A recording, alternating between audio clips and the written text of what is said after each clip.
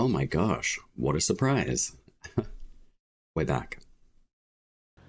Okay, so dungeons. It's gonna make a difference today, I swear. We're gonna get another Moonsteel, because I did get a Moonsteel, which I'm very proud of. Unfortunately, we don't have Whisprings, so we'll go get those. I do have... I don't know why I did Nightfold. I did get another Moonsteel in a very low-level dungeon, by the way. It is one of the 2 tile sets that I've been testing out in Soulframe, so I wish to show you and show you the goods. I'm very proud of myself. I knew the older tile sets were going to be giving, and I got the Rib 2, which I'm extremely proud of. The tempers on this, nah, they're okay. Slinger's Tempo and Swinging Blow, they're alright.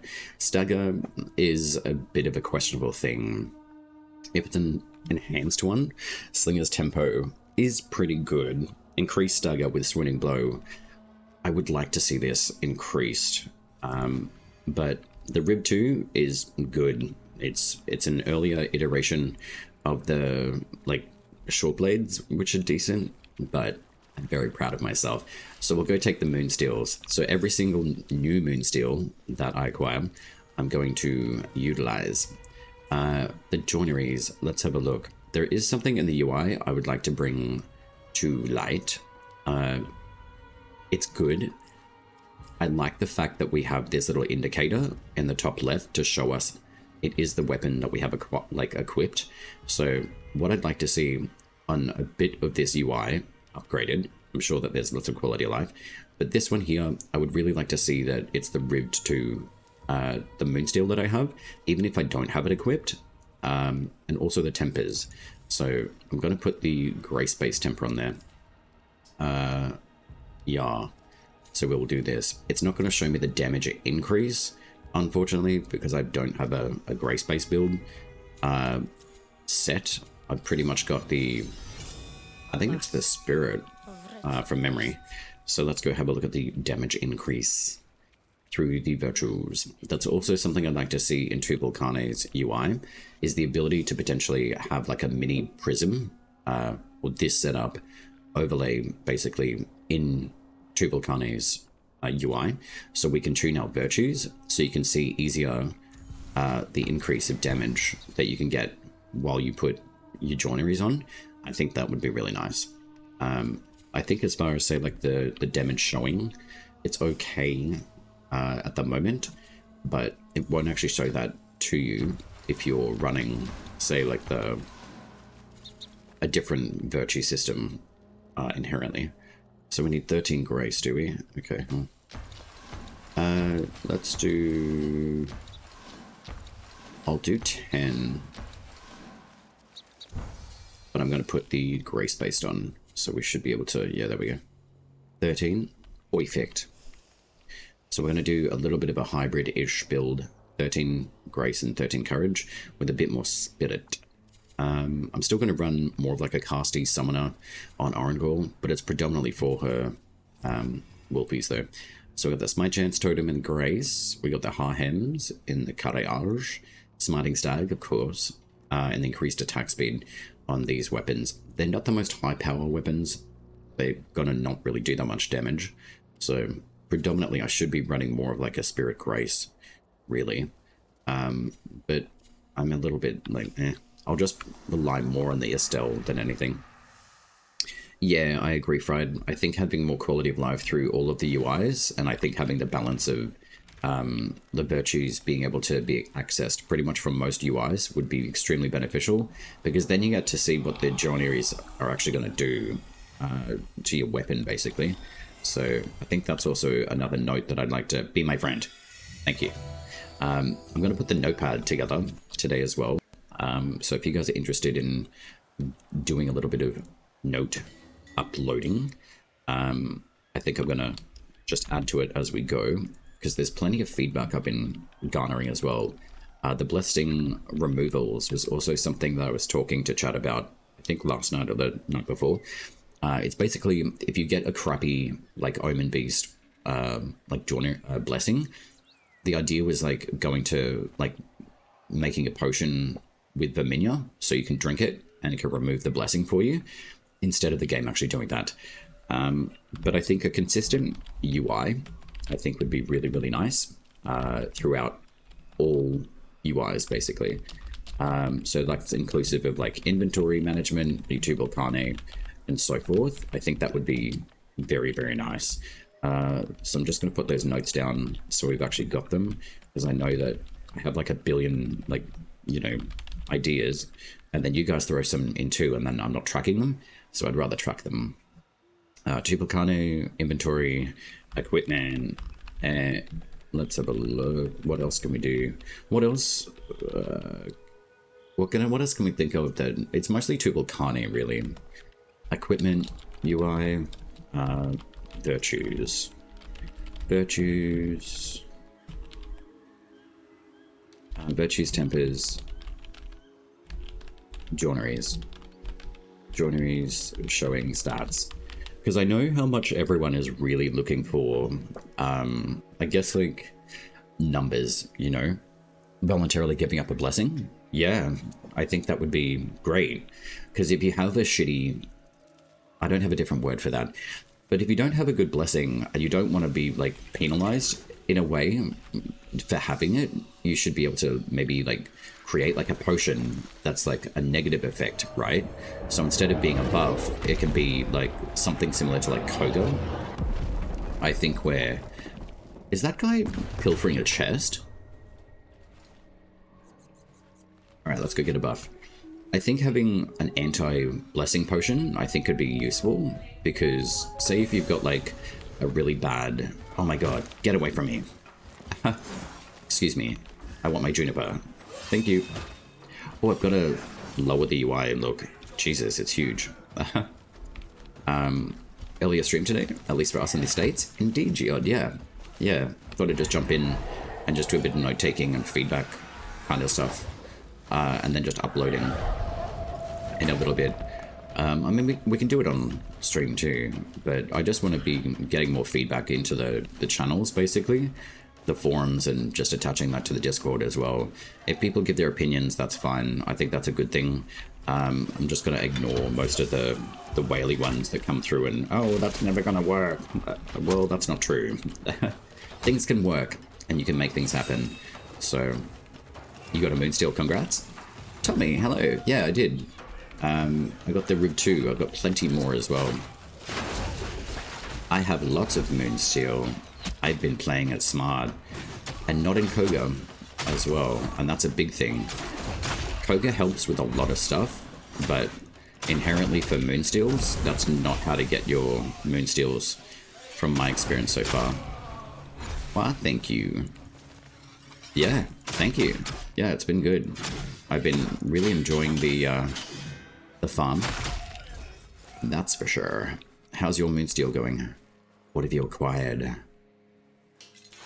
I'm just going to lower the UI setting, because I find that it's just a little bit unscaling. Alright, we'll drop that down to 90, and then see what that's like for you guys. There we go, that's a bit nicer. It's a little bit smaller, but it's still visible, which is nice. So what we're going to do, we're going to go to this Dermak Undercity, and we're going to go to a run.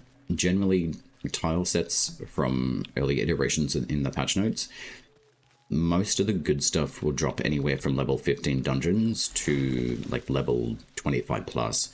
But you do have decent RNG to be able to acquire Moonsteels. So it's just running the tile sets. A good idea is also running your votives from the books that you find. Also the world trees are very, very useful to find Moonsteel. So that's what we're gonna do. Nice border. Yes, I've done a little bit of a an upgrade to the UI. I've been I've had a really nice little compliment from Sam from T when he jumped in a while ago, and he's like, nice overlay. And I didn't know it was him at the time. I had Helix in chat. She was like, explain all, hint, hint. I'm like, oh, it's Sam, hello. So yeah, they hang out. It's nice to see them when they're in chat too. I'll never out them. They like to lurk, that's fine, I don't mind. But it is good to give feedback directly to the guys from the team too. So yeah, it's really nice. I wouldn't necessarily say lucky. I think what it comes down to, it's like how much effort and like how are you like showing up, you know? I think that's what it comes down to. And if they've got the time, you know, just to hang out and play the game, I think that's pretty cool. And they do, like they run around and, you know, they'll hang out in spaces and all that sort of stuff. They want to see how the game's going. That's the job, right? So you want to know like what people are thinking and saying, you know, what better way to do that than actually jumping into game or someone's stream and just hanging out. So I've met some really, really cool people through DE, multiple different people actually in the last couple of months. We don't really know each other, but we certainly do play the game. And I think sharing that consistency of Soulframe is really, really nice. So Sarah, you mean Sarah from DE? Yeah, I think she will be. Yeah, which is pretty cool. So if it's not Sarah from DE, it's Sarah Loves Archery. And if it's Sarah Loves Archery, she doesn't have an H on the end of her name.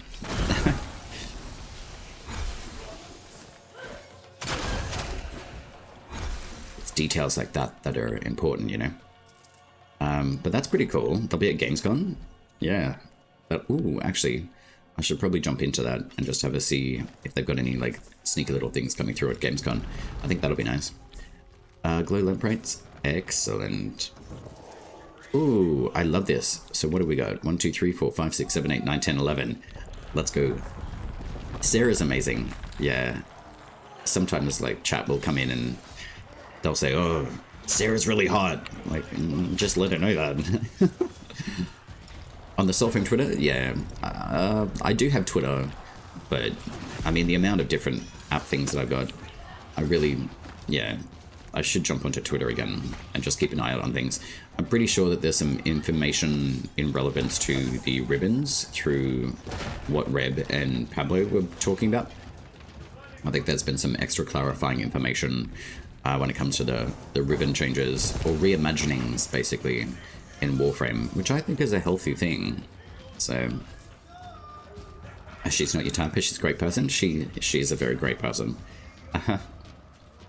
Young lady leader of the Soulframe. She does an excellent job. Let's have a look. This particular tile set, you can get the climbers as well. So if you're not sure where climbers drop from, that's also something I'm covering today, is where to get some of these different, like, weapons, basically. Oh my gosh, it's a real party. This is a lot of enemies for a level 15 or 16 dungeon. Like, that's a lot. Get him, Orangul. She can just hang out. There's so many enemies for her to... Hey, that guy's my friend. Oh, wait, no. Patricia. Get out of here. Orangul, get in there. I'm so glad that I boosted her passive. She shows up a lot more consistently, which is really nice. And this is without the buff, by the way. I've got the Garen Rude buff. So I'm just going to summon the wolves and just let them do the work. Good Orangul. She's earning her cheesy nibbles today. I love it. That's a lot of enemies, though. Excuse me, madam. Get out of here. Oh, I didn't think so. Get off my rock. This is my rock. You leave me alone. Beat it. Thank you. The meta bow build, depending on which bow it is. By King. I'm not familiar with who they are. You haven't made a video yet? Oh, that's fair. Nice. Yeah, I'll see what I can do. Yeah. Brushed. We can get rid of that. That's all good. Brushed? Not ideal. Grin. Grin is always winners, but unfortunately it's not a Moonsteel. It's usually by the end of the tile set. So I'm wondering if it's a few factors, like is it time-based? Is it the amount of different ones that you run? It's an interesting concept to work through when it comes to Moonsteel farming. So we'll see how we go. The Marinite? Like with nothing? What's the Menarite? Oh, the Benared. Yeah. They don't really mean a lot. If you've got the right setups, you can really do a lot of damage. It doesn't really matter what kind of weapon you have. It's utilizing what you've got at your fingertips. Even though it's more of a spirit-based build, I can still like smash out a lot of damage. But also, we're in a very low-level tile set too, so the damage output is a lot less necessary to be able to get what you need. It's not Koga-based at all, so I've been running a lot more of the base tile sets and the regular map, and it has been very nice. We like quick draw, so we're going to keep that one. More so for future iterations of the tempers and the bows. But yeah, like, your damage output is, your envoy is the weapon. The weapons that we utilize are just extensions of what the envoy power is based on, which is the virtue system. So if you know how to tweak those the way that you need to, and just following like base kind of foundations of like grace, courage, and like spirit, you can tweak anything to what you need. So I can still run a healthy amount of wolves, which is nice, even on like a semi kind of grace-ish build, but I can still have, you know, Patricia, Patrick, and Penelope show up, which is really nice. Your split builds need help. What kind of spirit build are you running, and like split build per se? Because there's a few ways that you can run them. It just depends, I guess, like what kind of armor are you running, and like what are you having issues with? Is it survivability? Is it damage output? Because hybrid builds, you can still get away with certain factors to be able to do a whole bunch of damage output, but you're not going to be doing or seeing a lot of really crazy numbers on a hybrid build. Unless you're playing co-op, and that's a completely different way of operating a hybrid build anyway. And it depends on your pack setup too. Like, you can do a stupid amount of damage output with like a Grace Spirit hybrid build, as long as you're in a co-op. It just depends, like, what the other person's running. Are they running, like, Duello, as an example? Are they running Bravada? Are they boosting your virtues? Are you using boosting potions? Are you using Omen Beasts to boost up your virtues as well? There's lots of different tools in the game that allow you to step over a lot of the damage outputs. But as a solo runner, you can get a lot of damage output for sure. But it's, you know, what kind of build are you specifically trying to, like, lean into, basically. Your hybrid builds are very good, and there's certain packs that will utilize hybrid builds a lot more effectively than others. Like a Siren hybrid build can work pretty well as like a caster sneak. Your Duello is just fantastic at pretty much all hybrid setups. So the hybrid builds are good, but again, you're not going to get a huge amount of damage output if you're just running a hybrid build. But you can certainly make things work. So there's a lot of factors that you've got to take into consideration when you're running a hybrid build. Siren is a good example with the unawareness factors and headshot multipliers of Grace, which is specific to that virtue. As an example, I can run a Grace hybrid build. Essentially, if I switch over to like a Grace setup, and I have like, you know, let's do like a 40 base Grace build, or like Spirit basically. If you run a Triune Talisman as an example, you can certainly get away with using Spirit, and you can certainly do a little bit of Grace and Courage. It'll give you a little bit more health. Your health is lowest with Spirit, but you've got a lot more damage applications that come into play, especially headshot multipliers. I'd probably even say, as an example, you can run like 35, I would say, but you can also run a Mockery Binds as an example. It's a Grace-based Mockery Bind, but you do have a high requirement of Grace, which isn't ideal, considering that you have more pips of Spirit requirement. So this armor will run well on a Spirit Grace build, but you do have to have 7 points of Grace to achieve that. You can use boosting potions to basically overstep that if you need to, if you want to really push into like Spirit completely. Say, for example, like you've got 10 points of Grace, you can add your Grace potion, basically, and you can still utilize all this stuff, basically, on your armor, and you can still boost Grace to 20 points, basically, and that will allow you to utilize different weaponry in a different class. With Spirit, you can still use a really good caster setup with Siren, as an example. So if you really want to do like a hybrid build, you most certainly can. So say, for example, I don't have the boosting potion just yet, but I've got a relatively like good armory of weapons and armor. You can run the Mockery Ilk, which is quite nice, but you do have to take some things into consideration when it comes to hybrid builds.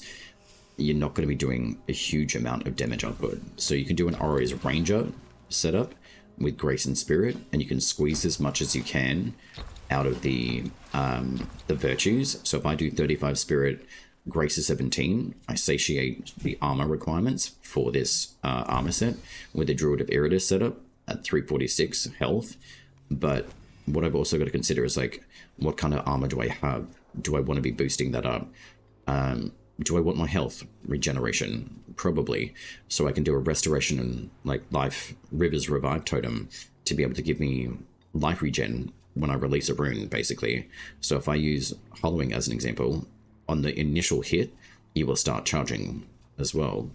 You can pretty much take whatever you want, like weapon-wise, but Spirit is really, really powerful. So in this sort of setup with Trick of the Light, that will do more damage, it'll last longer, but you can also turn into Glamour. So Grace will give you enough time frame, basically, to turn into a Glamour, and you can use like a casting build, basically. If I had someone running Duello as an example, and they were trying to boost my Spirit output application, basically, and their Spirit was highest, they can basically boost me even further. Omen Beasts, they'll give me more of a boost in virtues as well, which is really, really nice. I've also got the access to the potions as well, so I can boost my spirit-based attacks up even further for 60 minutes at 10 points. So that'll add even more spirit on for me as well. So enemies that glow initially, basically it means that they're unaware of you. But once you move away from them, or they're aware of you, you can't actually see the big guy that's over this way because he's aware of our presence. So if I run through here, there he is.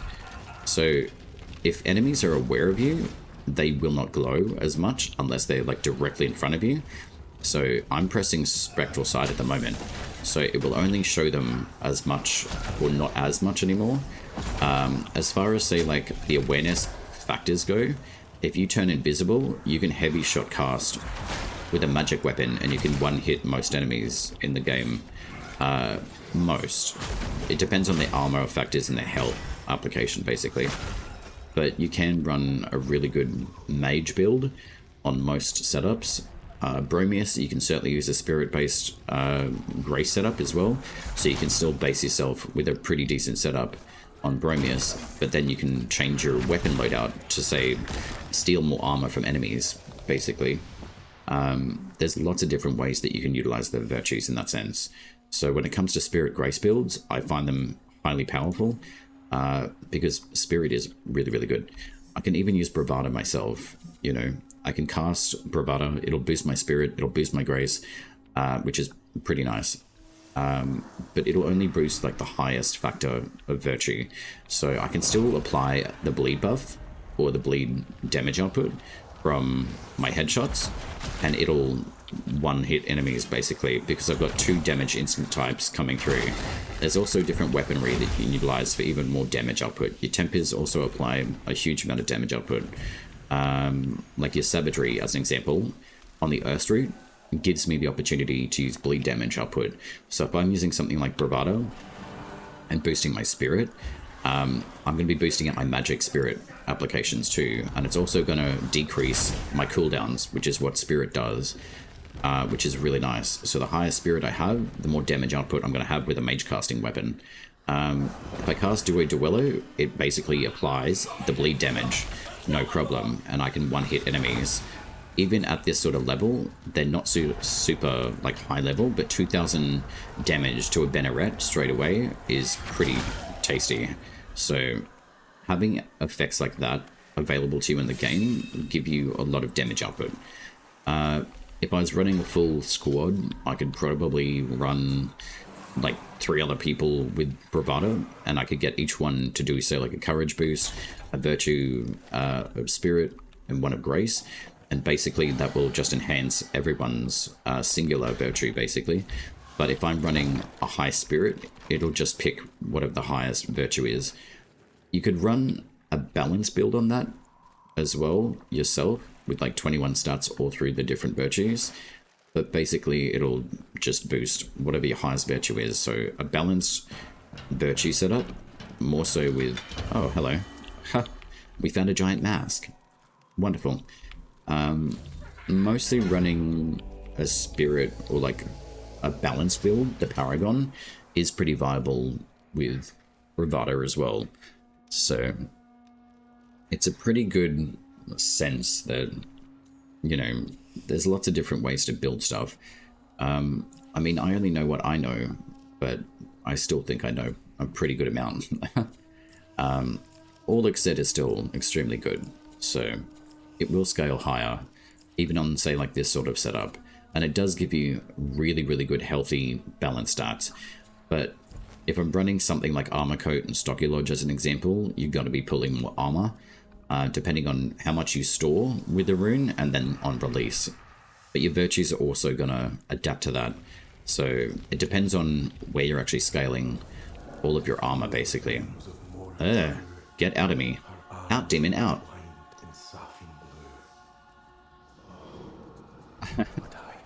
We're being exercised here. Wait. Is this the exit? Wait. No? I'm confused. Where did Finn take us? Rude. Uh-oh. I think I'm stuck inside. Hello? Uh-oh. I think we're stuck. God damn it, Finn. I don't know what to do. Can you open, please? Where are we based in the... Where's the tile set? Ugh, that's weird. We're just in a little tunnel. Smallest tile set in the game. Okay. Hello?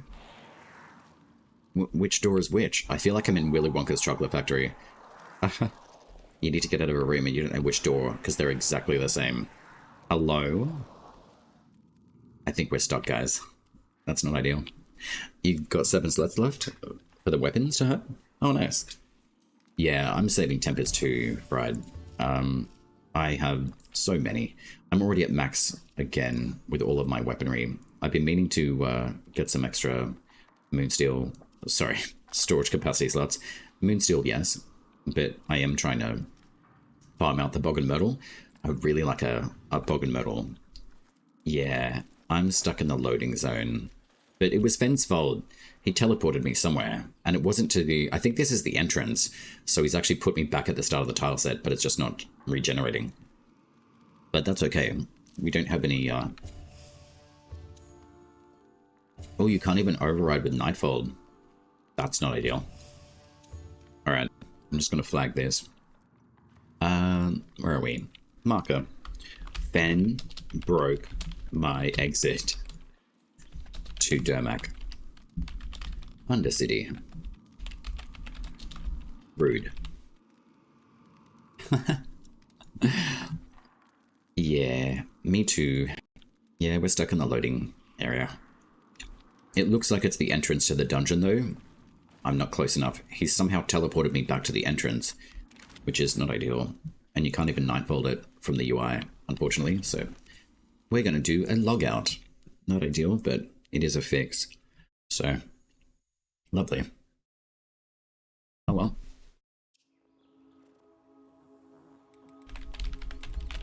We'll blame Fen for that. I'm never pulling a solo again. Usually I'm pretty confident when pulling a soul. I think, oh, okay, it'll be fine. Unfortunate.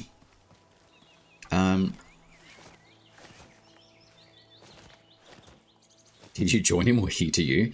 I don't know, but I felt like I was exercising a demon nonetheless. So, you know, in the wise words of Kai Velasco, out, demon, out. Oh, your house alert? Oh, okay, I'm glad that everything's fine. Ooh, what's going on with the house alarm? Was it Beyonce? Ring the alarm? Well, I'm glad that everything's okay. Oh, look at that. Be my friend. Lovely. Oh, little Bambi's dancing on air. NGL, I am going to buy a break. I'm just going to send you guys to the Nightfold. Ugh, I've had a lot of tea this morning. I've needed to. Oh, we got Webbit seeds. I'll try to distract you guys. I won't. That's okay. How many we got? We got 5. We now have 7, so that means we got 2. Okay, I'm going to try something. Oh, there we go. You guys can't see me now. Ha ha ha. We'll have a little strobe light smooth party. It's the August winds. Oh, okay, right. You're also Southern Hemisphere, so we're heading to spring now. Indeed. So, wait. Yeah, we are doing spring. Well, that means fall is coming to the Northern Hemisphere. So basically what that means is we'll be seeing P16 really soon. All right, I'm just going to buy a break, and I will be back. Boop.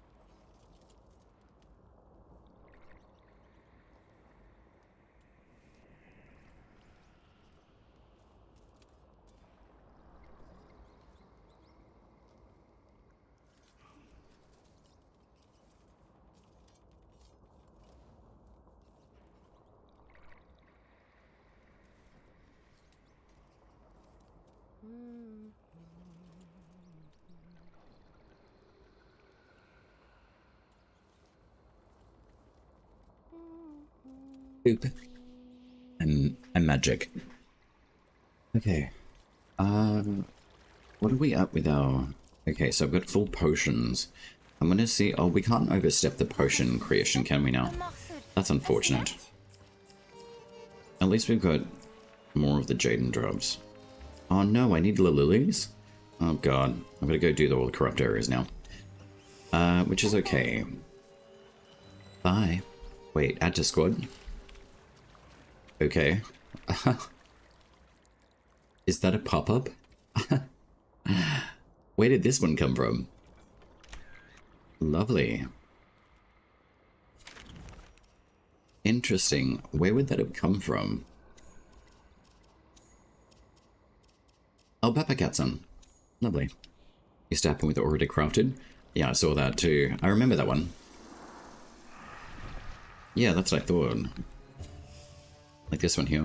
Or actually this one here. Yeah. It looked different though. Like the coloration was different. Was it specific? Hello? Bleed damage. We could take Gwillin. I do enjoy Gwillin. The fact that it's a dendrite weapon too, and the fact that it hasn't kindled is quite nice. And having arcanic damage applicable to that damage type is really nice. Magic damage is just good, basically. So, very pleased. I would like a Fakin staff. Hopefully we can get like a Laura's finger or something. I don't know. Maybe she won't like that. Or could be like a spider-based kind of staff. Like a spider leg. You know, a crooked little spider leg that casts like, I don't know, Fakin magic or something. I think that'd be cool. Hello. We have the Law and Order coin. I still need to make that a redeem sound. I love that Law and Order sound. Huh. auto-targeting is a lot faster. That is quite nice. Oh gosh, we have Whisprigs. Gosma Quartz. Excellent. Lovely jubbly. I may bring out a rapier build at some point too. Alright, where's all their friends? 384, lovely. Goodbye. See ya. Excellent. So I'd probably say overall, like, Spirit Caster builds are really, really strong. Like, extremely strong. Especially with the bleed passives from the Mendicant style weapons too. Oh look, we got the same tile set. We have a whole party. Hello. Be my friend. But we also should be garnering a whole bunch of armor as well. Just remind me, don't pull Smite Fen. He's broken. Very broken. Annoying. I have seen some newer players doing a pull smite on him as well. I'm gonna do it anyway. But I think some people have been... I've just seen some players saying, oh, the Ignemora doesn't... Or the Ignemora is supposed to do X, Y, and Z, and it's not working. It doesn't work that way anymore. It's very old. Yeah, I know. No reaction from Fen. He just has no shits to give. Basically.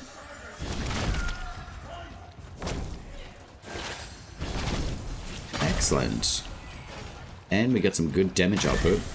And I'm not even touching them. It's from the Arcanics. Which is really nice.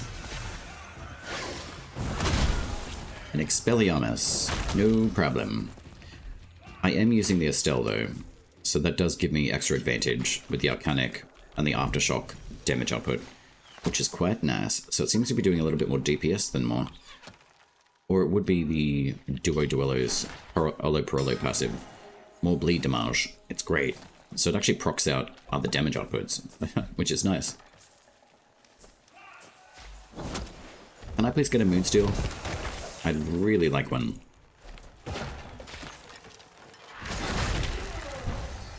Alright, so we got full there, so we need more Estelles. Oh, I wasted that trap. Oh well. But yeah, Ben doesn't really have any shits to give. He just keeps walking around. There he is. Can we pull smite from you again? But, yep, look, no shits to give. It's great. Necrobane, hello.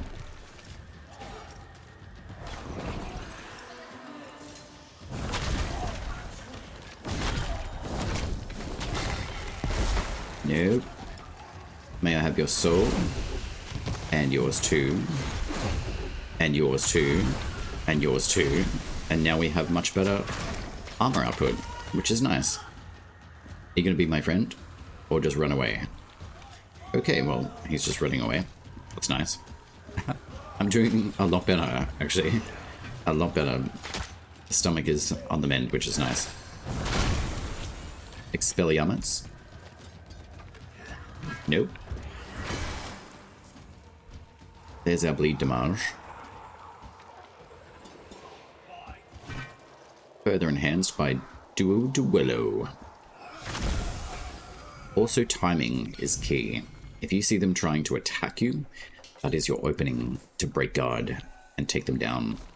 It's quite nice. Otherwise, they just end up blocking everything that you're doing because they're registering the amount of attacks that you're throwing at them. Well, thank you. If you time it right, you can kill Fen with a falling trap. Oh, really? Oh, let's try that. I had a feeling you'd know some little secrets like this, Brad. That's awesome. You can actually kill Fen, even though he's dead already? What about Oleg?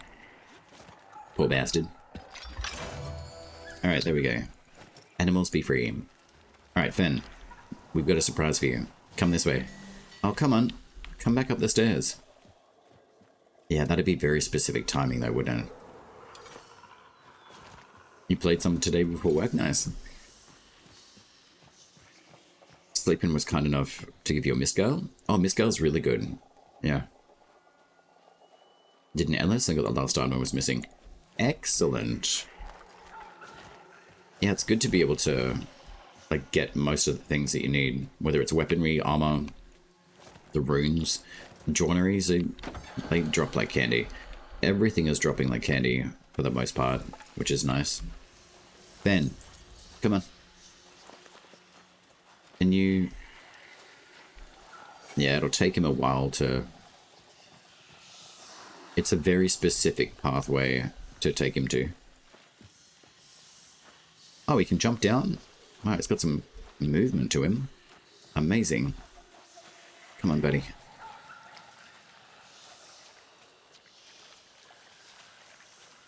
I wonder if there's going to be like a future use for him though. It does look like he's got a sore hip. He always seems to be resting his left hip. Maybe he needs a hip replacement. Wait, I'm not playing... Have I got Spectral Saddle? Oh. Oh, it's on permanent Spectral side. That will be fine.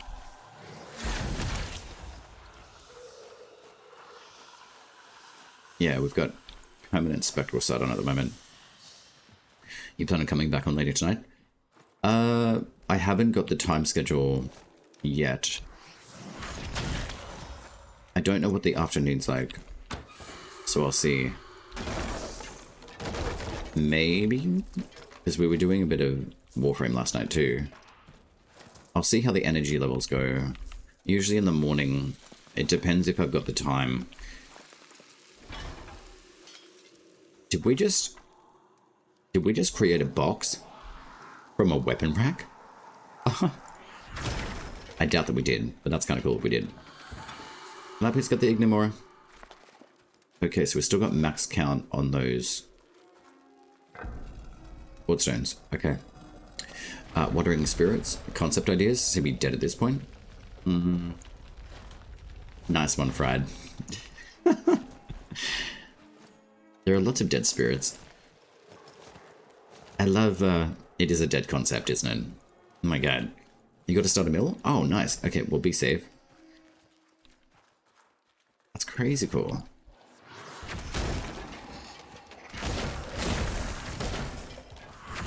But Necrobane made all the little emoji things for the channel too, so I thought, it finally like pushed me to go put some stuff up on the channel, which is nice. Rather than just jumping in and just doing stream stuff. This is what I really enjoy doing. I'm not really great at like the image stuff, but there's plenty of tools, so I thought, oh, I'll just cut and paste and like, you know, you do like your little sticker book, you know, you just get some emoji stuff sorted out and away you go. I'm getting there. I'm getting there. There's so many different moving parts to, I guess, being a content influencing person. It's pretty nice. Selvins. I hate you. Why do I always miss that? It's really annoying. Beat it.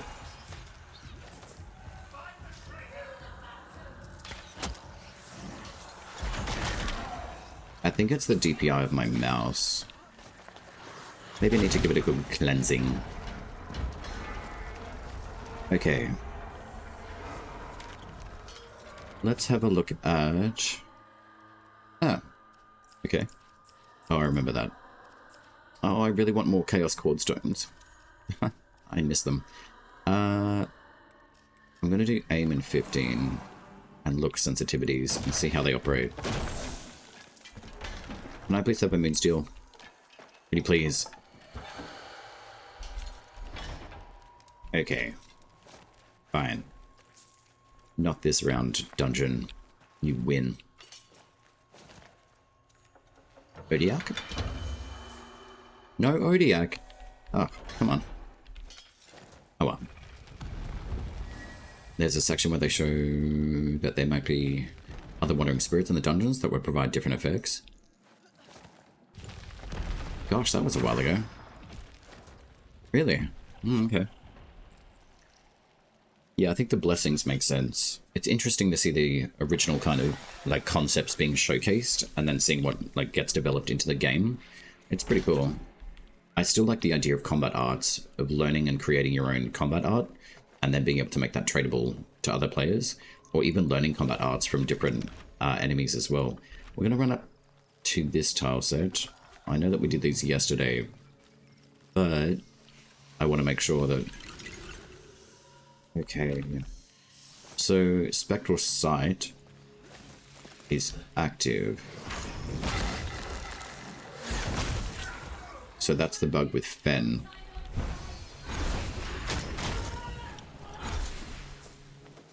And Precles, I'm still trying to figure out where the Solace 1 drops from. Goodbye. Why, thank you. Hello. Lead Damage.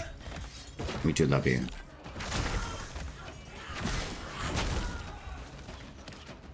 What have we got here? A brushed. Amazing. Hello. Okay, I think I fixed the spectral side. Nice try, buddy. What was that?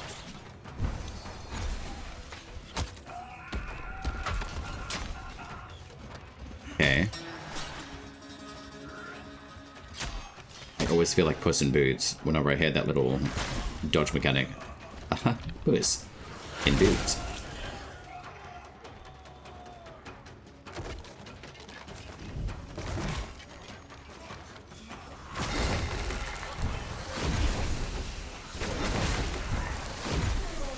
The demo.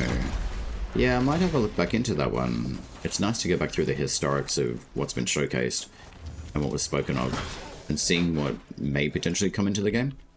I think that'd be nice. Most reliable spot for Soulsbane? It's generally, yeah, it's the Souls. Yeah, you can jump in and out of that area just to do that. I don't mind getting Soulsbane from all the corrupt areas, but yeah, one of the cheap, like not cheap ways, but consistent ways, just run in and out of Heliden to be able to get your Soulsbanes, and I think the other like couple of flowers that are around. But I don't want to sit and run like a whole bunch of Soulsbane. It's more like all the lilies and corrupted flower things that we need. So the Galvanar Waste, Strowick, New Visai, even up near like the Furelands is useful. Yeah. I know. I don't really cheese stuff either. It's just, I don't know. I'd rather spend time in a game than cheesing everything and then like complaining that I've got nothing to do. I think that's one thing I'm gonna be like pretty frank with. I get annoyed at just because, yeah, people just run through stuff so quickly and then they're like, oh, I've got nothing else to do. It's like, well, no shit. Like, you spend a whole bunch of time like just running the same stuff and then you complain that there's nothing else to do. You do understand it's a developing title, no? Yeah. It is hard not to notice patterns. I agree, Bride. Like, I've noticed a lot of different like patterns coming through, just in like a general sense. I mean, and it's nice. It's, you know, it's how you like, I guess, reframe your time in game and what you're actually looking for. I don't mind like the material systems that we have. But yeah, I've got to go get something like the Lily and Grintongue. So that tells me that I'm not in, you know, I haven't been farming out most of the corrupted areas, basically. Soulsbane, I've got like absolute crap loads of. Toavode, you know. I feel like there could be alternate use of materials.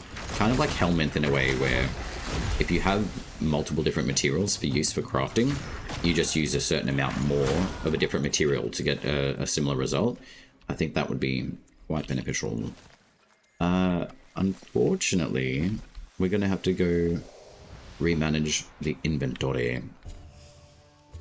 So, let's have a look. Sort by name, quality, Willin, it's enkindled.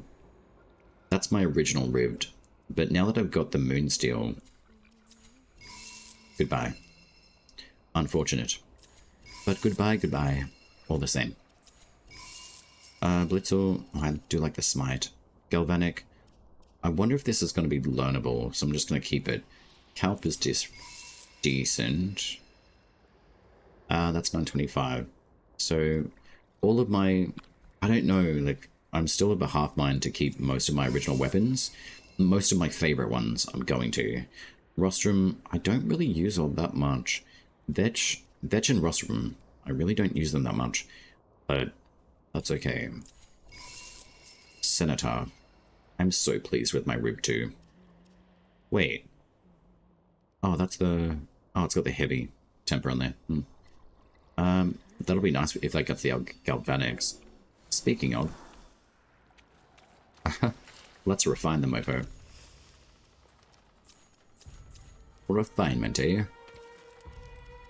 Okay, where's the Rib 2?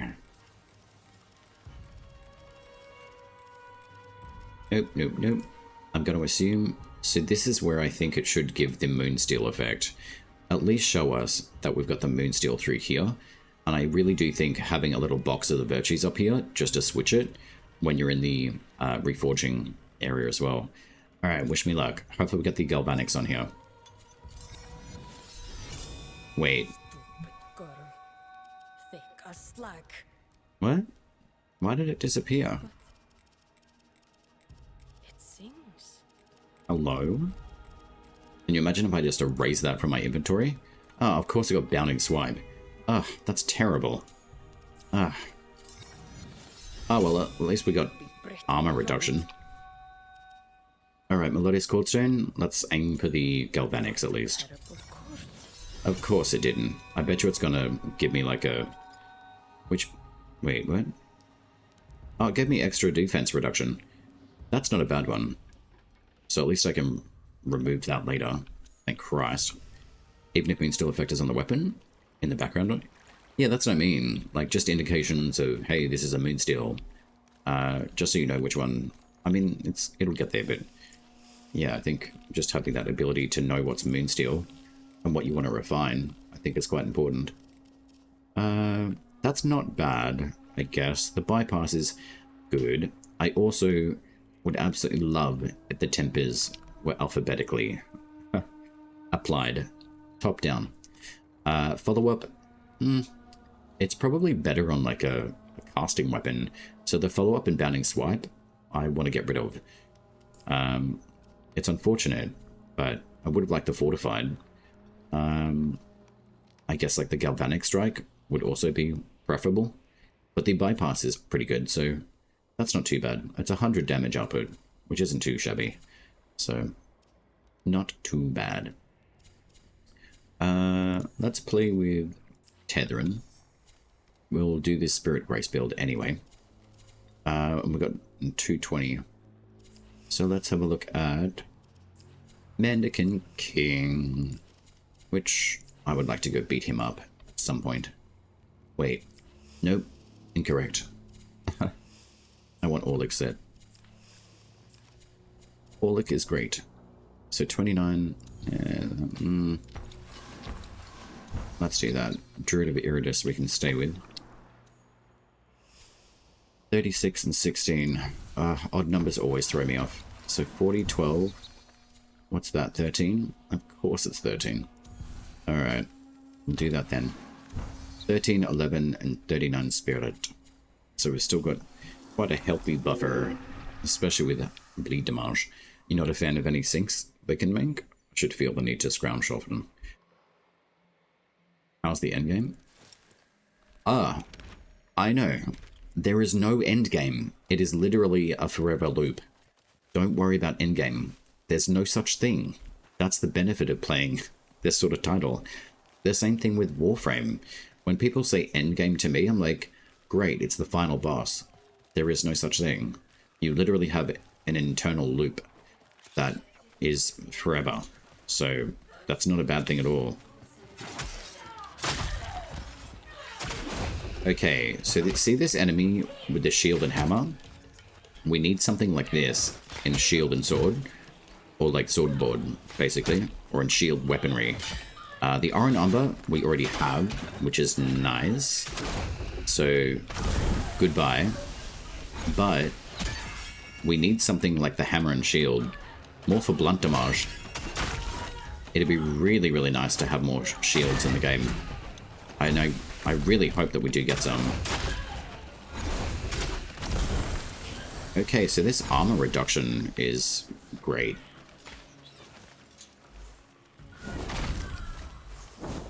Very nice. The smoke effects look really nice too. Hello. Huh. Did you just go A over T? Ah, I'm sorry. But yeah, these shield enemies are really nice. And man, does that sound like it hurts. Bash damage. And doing like 3 kind of block ripostes. A riposte is pretty good, but the parries, they do pretty well.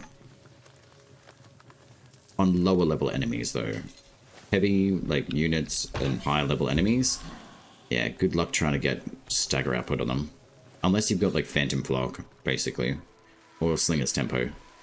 But I'm gonna go to Birdie's Bog first. I need some mushrooms. Oh, we got a bad stag over here? Have we got a bad stag? Do I see this off in the distance? Is there a corrupted animal here?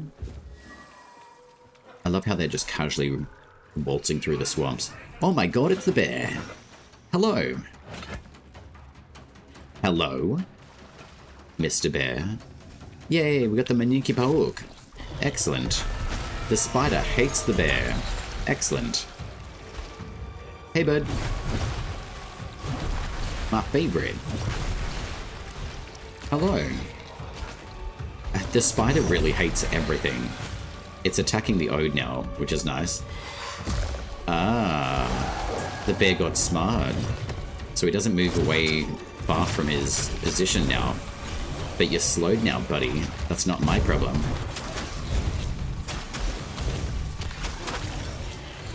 Excellent. Lovely. Hello, my Niki Pauk. Oh, we got Arberis Poncho. Lovely.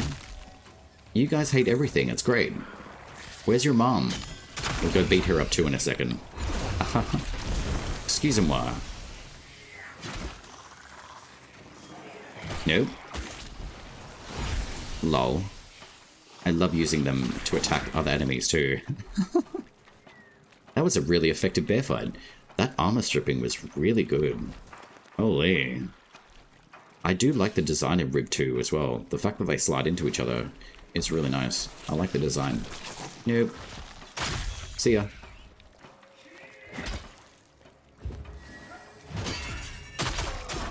Yeah, they're really fun. I quite like these. I think their short blades are very underrated. They don't do a huge amount of output damage, but they're fast, and you get 2 instances of damage output. And I think having the Galvanics on any of the short blades that are Ode style, the Thrice Burns, or sorry, the Royal Tines are very good with Sympathy Ping. Very nice. I think with the... Where are we? Royal Tines, where are you? The Aftershock is very good too. Extremely good. I've been holding on to these ones. The Aftershock and Sympathy Ping, fantastic. I can't wait to get rid of Bounding Swipe. It's increased damage and stagger while sprinting, but I don't really do that all that much. So I can't wait to reformat these Royal Tines. I'm hoping to get some Moonsteel, and they would be pretty rare, but they'll come from Martyr's Nimrod. And I also like affecting my Swamp Home. Hello, Swamp Home. I love this area. It's so beautiful. I guess we... and the new renties, considering 30. Huh. But it is really nice in here. I like the decor. So hopefully we get to do some homestead redecorating and stuff, which will be nice, eventually. But I'll definitely start with this one. This will be my holiday home in the swamps of Shrek. We love it. You haven't used the short blades in a very long time? Oh, really? I like using them. Yeah, I think the temper changes should definitely help with that.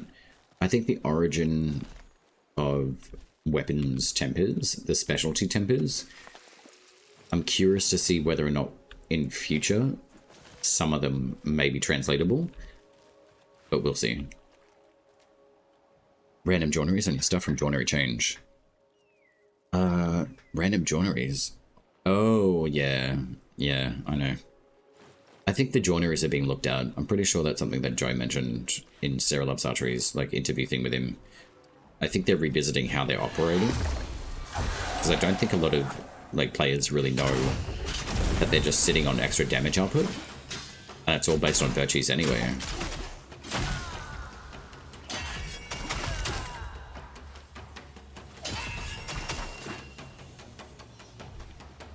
This is also something that's really good for dual swords.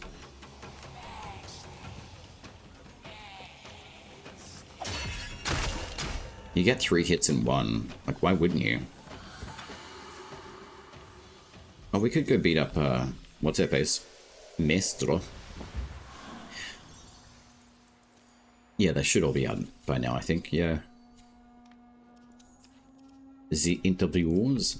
Alright, we'll do Bromius, and we'll chuck on the Duello Wiban. I'll take Bromius because he's got a pretty good passive. And this ship is pretty good with the rapier as well. I'll see if we can get the Maestra's Furbelow, at least. I hate you. No manners at all. None, because you don't have any.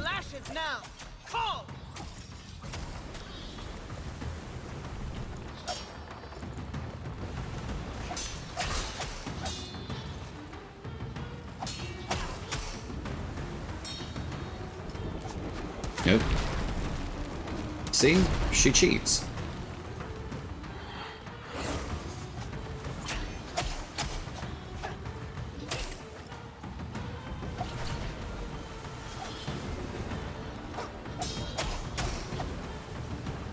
Have you ever heard of a parry? Excuse me? Have I ever heard of a parry? No. I haven't.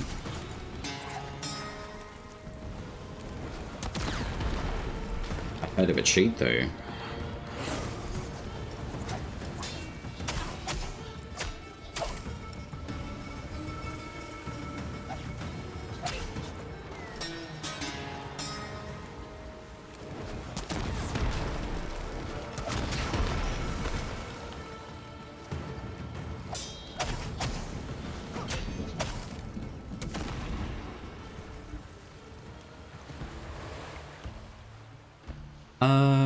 The blinding totem should work on them. We can try. I can go up to Scary Pig Island.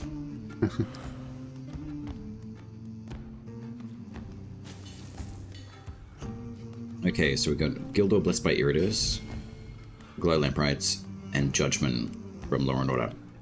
Coin. Well, that kind of blows. It doesn't give you, like... I don't really know what the drop rates are for the Maestra's Furbelow. I just went and bought everything. Because I just didn't want to deal with the not great RNG, basically. But the ship right here is quite useful and quite good. Let's go beat up on the Mendicant King, perhaps. I do like using the rapier. It's quite nice. So what are we using? Bromius? Okay, we'll just do that. We'll play around with some Spirit Grace builds today. Hybrid builds.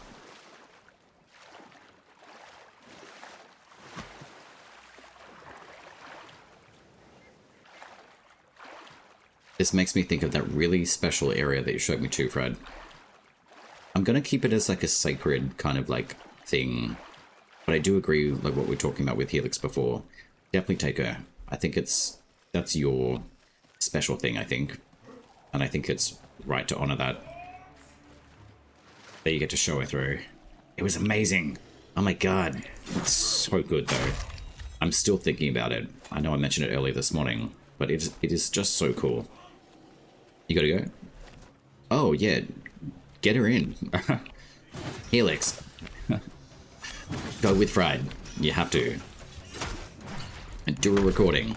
I actually saved that recording too. It was 13.5 gigabytes. But I'm glad that I did. And that was quite a big stream, so I thought, nah, it's worth saving that one, like, big time. Nope. What do we got? Our number? Goodbye. Come on. We need more Moonsteel, please. It doesn't matter what level you are. You will get Moonsteel. Odiak, Moonsteel. God damn it. It's a stock level.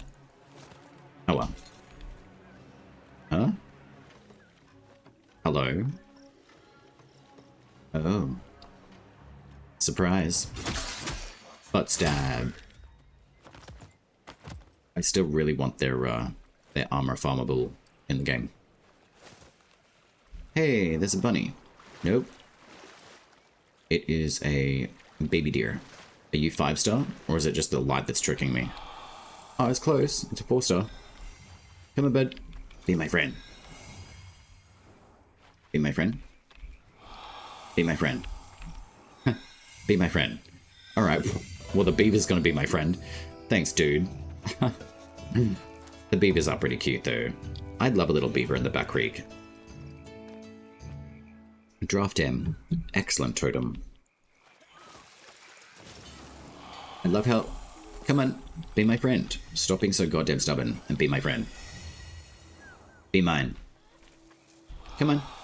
You can't resist. I've got fast skills. Exit. Z and F. You will be my friend. Moving mask, lovely. Oh, you did? Oh, I'm glad. Yeah, I've got the full recording there too, Fred. It's just good memory stuff, right? Like, just going back into older iterations of the Preludes and just remembering, like, how some of the things were. I'm still, like, developing, like, going through and just putting a whole bunch of screenshots up in the Discord. So if anyone wants to have a look, like, you're welcome to. It's all in the media channel. It's just different, like, little things that pop into my head, and it's just, yeah, reminiscent storage, really. Do I have a favorite greatsword? You all have some sick greatswords and bows. When it comes to the greatswords, I'd probably say Purity was probably my favorite one, and probably still is aesthetically. Interestingly, I don't use it all that much, mostly just because of the tempers that I have on them. They're good, but yeah, I don't really use them all that much. Heavy attacks. This one is good because of the Swift Strike, I would say, but I think it also loses at least some damage output. But I like this one because of the Sullying Force, and the full force during heavy attacks is really good, and the breakneck I find is really good too. So this is probably the best Purity Greatsword that I utilize. I'll switch off to a Guttiage build. The requirements for the Greatswords, they're not too bad. I mean, it makes sense to have more of a tanky kind of setup for this sort of stuff. Not great armor though, so I'm going to switch off to the Mendicant King set for this one. Mendicant for Mendicant, you know? I could do maybe something different if I really wanted to, but in all honesty, actually, you know what? All set is probably better because it's still spirit-based. 18, eh? Nah. All set is still phenomenal for that. Yeah, the Purity Greatsword is good. Like, I find it works really well. The Needle's Eye, I like the aesthetic of it as well, but as soon as I saw the Greatsword for the Mendicant King, I thought, oh man, that's got to be in the game. God. Excusez-moi. Oh no, there's another shrimp. These guys are like the death dealers of Midrath. Nothing else is more scary. These chumps, they are slow and they hit like a mother trucker. But yeah, I do like the Purity for its aesthetic. I wouldn't mind seeing the enhanced hit like of what the Mendicant King gets, which is really nice. But Needle's Eye is really nice for a Dendrite weapon. The Inflamed or Enkindled is really nice. So this is probably the best one that I've got. This was a drop that I actually got, but I always use it with Everflame. Everflames on greatswords are just a powerhouse of like damage output basically, and I really like the aesthetic on this one. It's very like knight-like, very paladin. I really like this. It's really cool. As far as say like the Paragon greatsword, it's probably my favorite for multiple reasons. Because it scales really well with all three virtues, with the joineries that you apply to it. Also very good. Yeah, it's just, I don't know. I kind of like using different things for different reasons. But the Purity probably more for its aesthetic is probably my favorite. But I do like Needle's Eye. Like I really do. It's very nice. And this one is just fast, which is nice. So for a greatsword, it's effective, very much so, and it looks like a boss. So I'd probably say maybe out of them all, like Purity is great, but I still think like Needle's Eye is, you know, pretty decent. So you stash the game clients too? A P9 though? Oh, right. Stash the game clients. I don't know what that means. You've been trying Needle Slayer? I just got a Sovereign Purity. Ooh, Sovereign Purity is a good one. There's a few ways that you could potentially get a Moonsteel from the Mannequin King. This is Lilies, so if you need those, like I do, you've got to come and play in the corrupted areas to get them. But the, yeah, the difference of effects of greatswords, it's predominantly, there's not a huge amount of difference between them. You do get some pretty decent tempers on the Dendrites. The Purity is very good for Savagery. There are good tempers that you can get, and one of them would potentially be Swift Strike, but I think you do lose a bit of damage output on the greatswords, the faster they swing. Which I don't really, I like them. Like I think they work really well. I mean, you can also enhance it with like tethering, basically. But Needle's Eye is really good. I really quite like them, and it's comparable, I would say, to Purity. Purity does give you a little bit more damage output as well, which is nice. This sort of Purity temper setup with Sulling Force, once again, pretty decent. As long as you've got like a decent amount of smite, even if you're slow hitting, you will hit harder. The Everflame on greatswords is just very good. Very good. The Tree Fell is really great, but I prefer using that on something like Brushed. The Brushed Mace, it's great.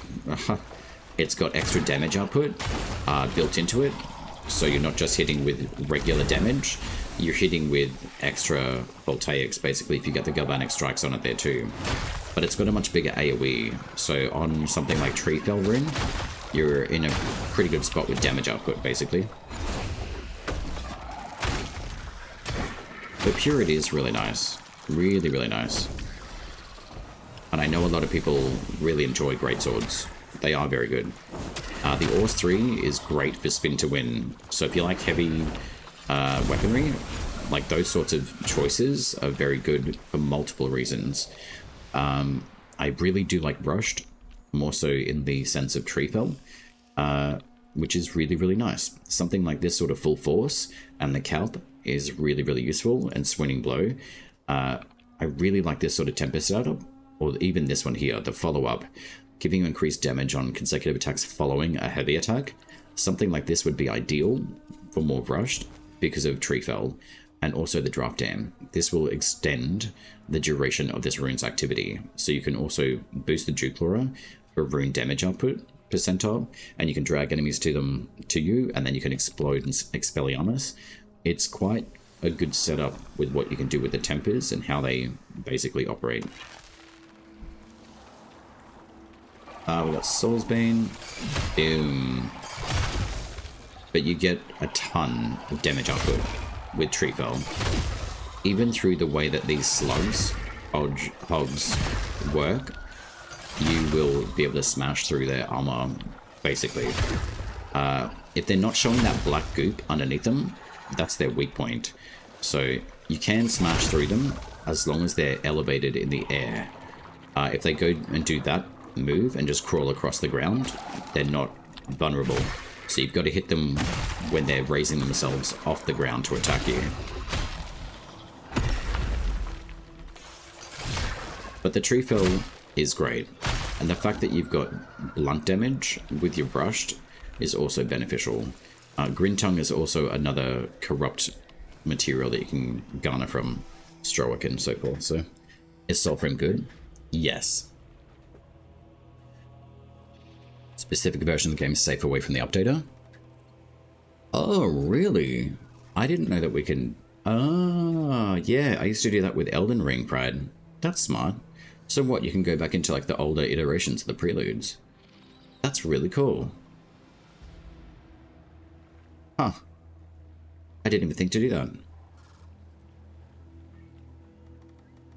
Would I be able to... I've got an idea. Oh, yeah. Send me like a DM, right, if you can. Just in reference to the different iterations of the Preludes.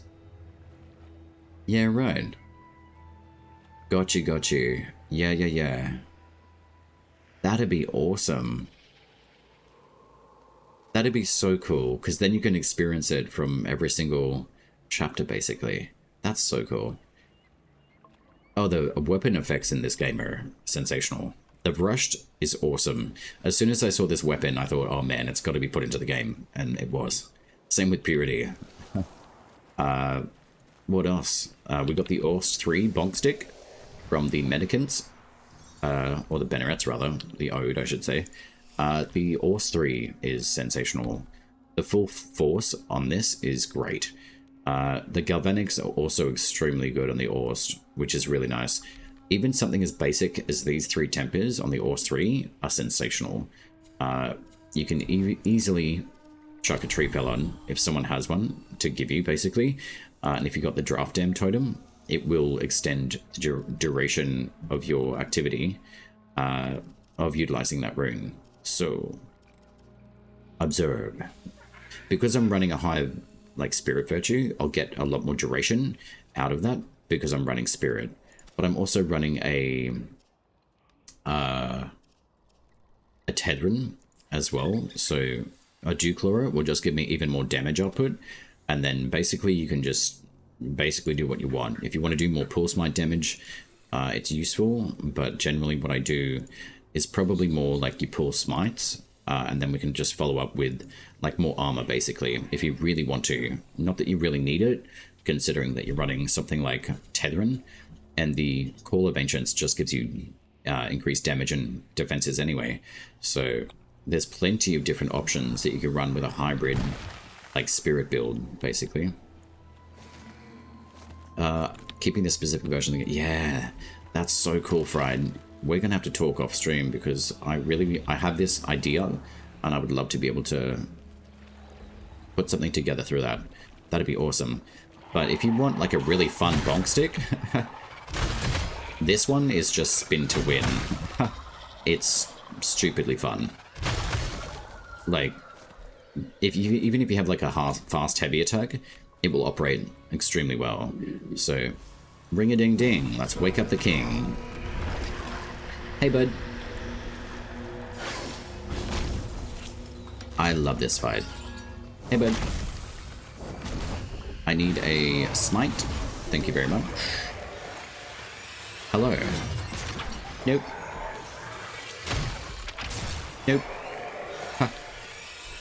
And no. And the fact that you've got Galvanics doing extra damage is really great. Oh, that's a light wake? But that's a little bag. Anywho, let's take it. Oh, I know what that's from. It's probably from the old little bags that these little dudes used to drop previously when we were doing farming. What material was that for? I can't quite remember. See you, bud. Round finisher attacks. They are quite satisfactory. The Ors 3 is exceptional. This one will drop from Bannerats.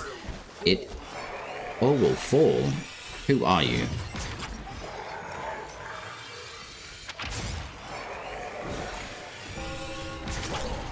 Nice try, bud.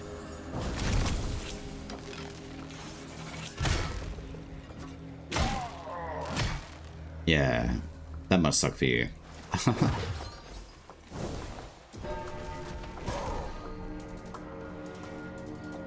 All will fall, eh? Hmm?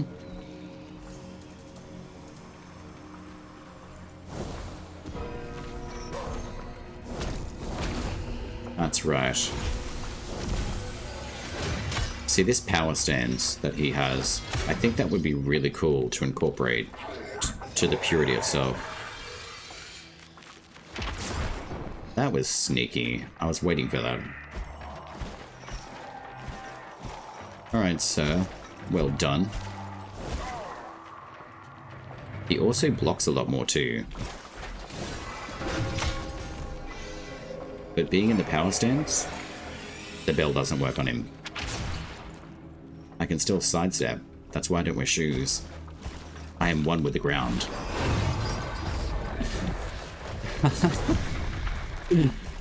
I feel like I'm ready to, like, what's it called? It's a Brazilian, what's it called? What's the capoeira? That's what it reminds me of. Nope. And then you can use these little guys as a bomb.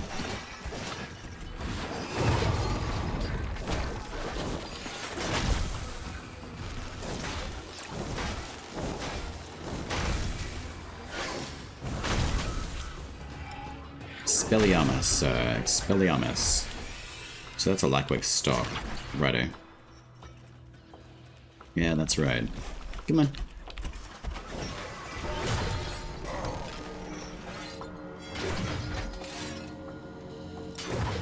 That was close. That almost shaved my head off.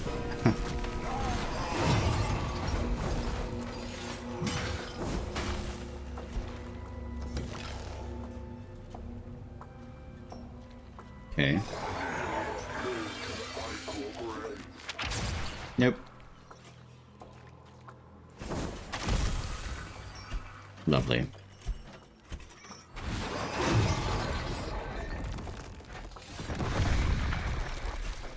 I do like that he just regenerates all of his little minions. It's so good. He's gotten a lot better. Ah, see you, bud. Expelliarmus. We got Lightwick again? It'd be great if we got a Moonsteel. Thank you, thank you. Oh, wow. More Lightwicks? Come on, that's got to be more Moonsteels. And that's a Lightwick too. Okay, interesting. What have we got to call from today?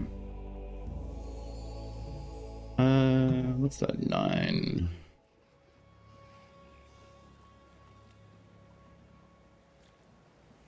What's the date today? Okay.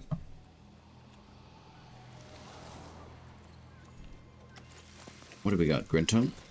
Alright. I want to go check out those Lightwakes too. It's so cool though. I like the aesthetic of the Lightwake. Let's have a look. Lightwake? That one is... I'm keeping. Okay, that's a regular, regular, regular. I think that's all the regular ones that we just picked up. They've all got savagery, which is quite nice. So we'll keep that. But I did have the original Lightwake. This one came from the Rovgot Ruins, which is nice. I wish it had the bleed on it. Unfortunately, it doesn't really have the best of tempers. So I keep more of the ones with Fleet Fling and Swift Strike, Sulling Force and Savagery, just so we can learn all of these tempers. This one's quite a good one. Also applies on Durglint, which is really nice. Let's have a look. Odiak. Alright, we'll get rid of that one.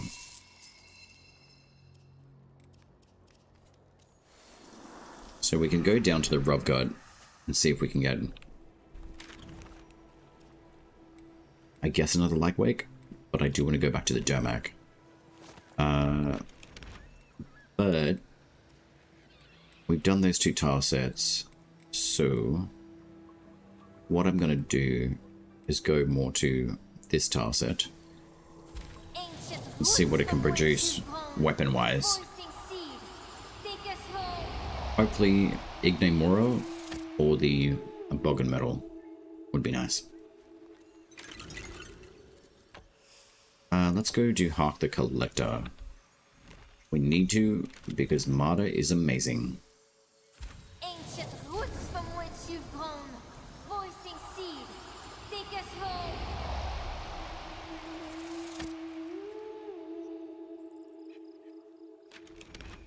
Are you going to show up, Dorito ship? I hope it registers that I'm near the area. Maybe I teleported too fast. Hello? Marta? Are you there? Apparently not. Maybe I need to run away.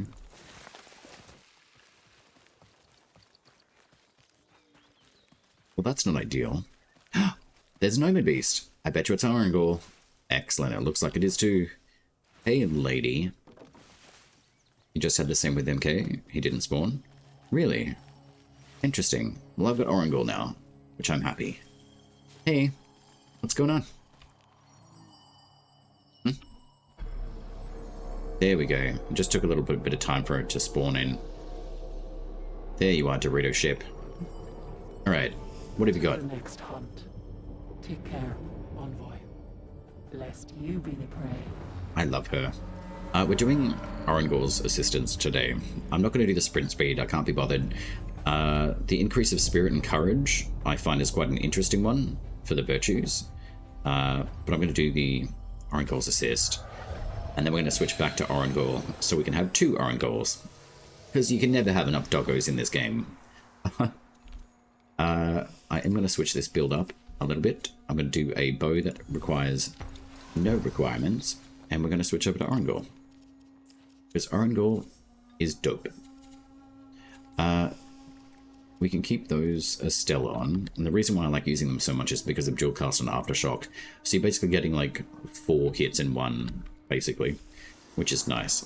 But we're going to run around with Arangor for a bit. And we'll go beat up Nimrod. I kind of wish that the discharge Nimrod came from Marta. And the original Nimrod was where discharged is.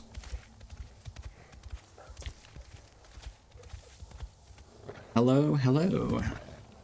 I'm gonna eat you. Alright, Patricia, I need your help.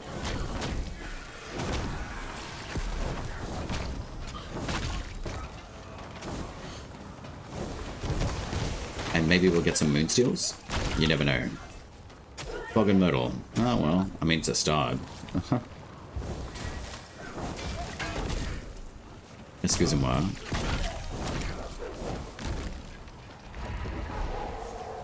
Alright, let's start the party.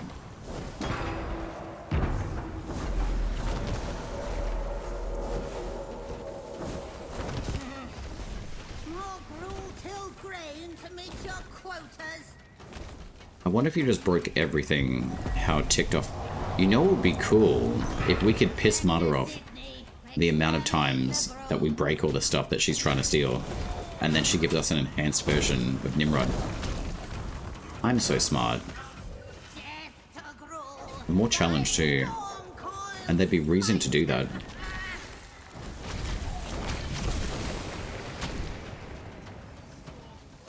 That would be ideal. Oh, we got more bog and metal. Okay. Can we have our 4th doggo, please? Patrick, we need your help. Patricia, Penelope, Patrick and Peter.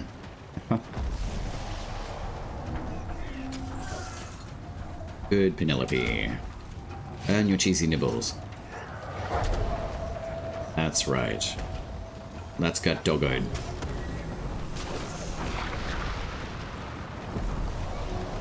Eat them. Kill them. Mush. See? And we still lose all the animals. It's a shame. We can get rid of that grin. Summon the Nimrod. Oh my god. Okay. Alright, doggos. Get in there. Eat him. Hey, bud.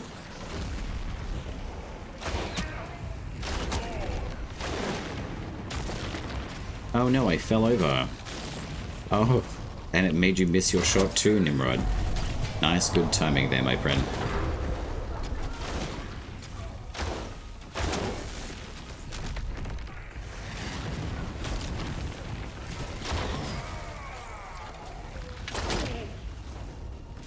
Come on, doggos. Stop getting distracted.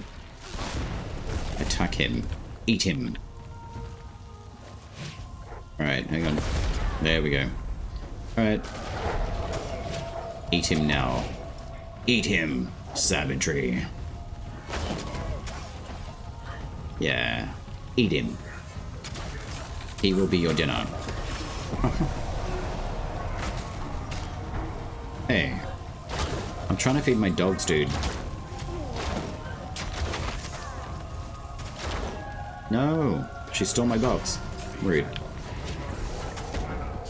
There you go. You're all well fed. Thanks, Nimrod.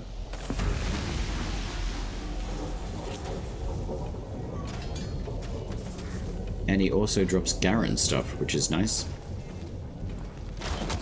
Hello. Good doggos. You guys are eating well today. Yeah, I know. I wish they gave a little bit of an update on why they cut Marta's voice lines. I really quite like them. Needle's Eye, that's a decent one. Hunter's Relish is a decent temper. I liked all of their, like, voice lines and stuff. They were really good. Alright, let's go to this. Let's go to the Demek here. Alright, doggos. I'll see you there.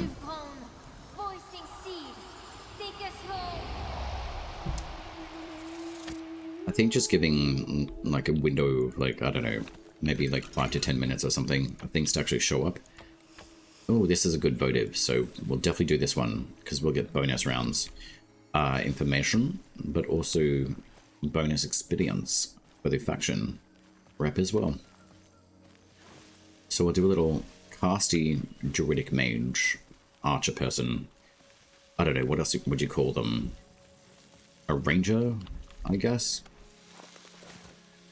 I kind of feel like we'll end up being like Minsk and Boo out of Baldur's Gate. Minsk and Boo stand ready.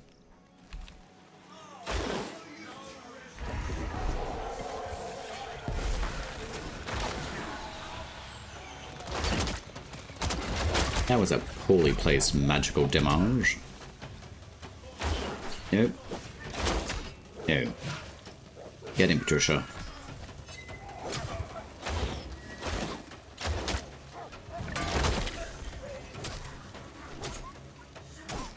Leave my Patricia alone. Rude. Eat him. There we go. See? I'm nice to my doggos. Just power enhance them.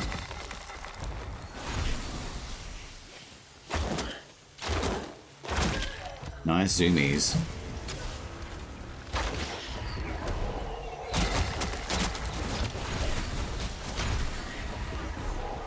Now you're screwed. Awesome.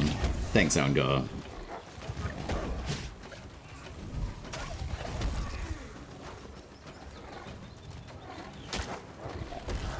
Will you be my friend? You will all be my friends. Kill him. Eat your master. Excellent. I kind of feel bad for the other doggos.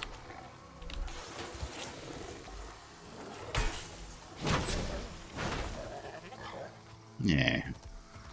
I feel bad for them, but anyway.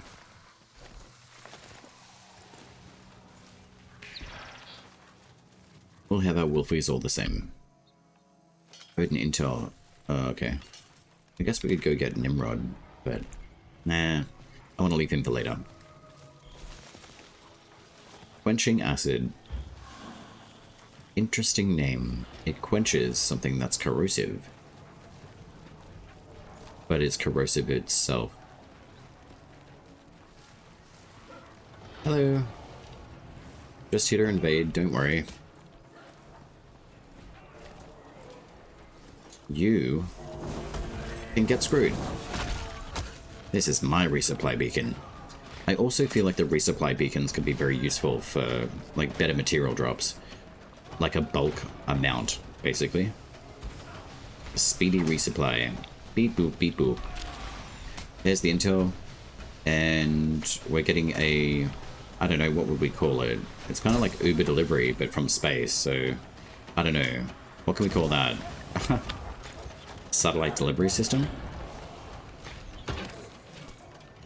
So instead of Drax, why can't we get, like, a whole bunch of different, like, good materials? I think that'd be nice. At least crafting materials. That makes sense. And because it's coming from the Ode, like, tower, they're stealing resources, so why not give it back to us?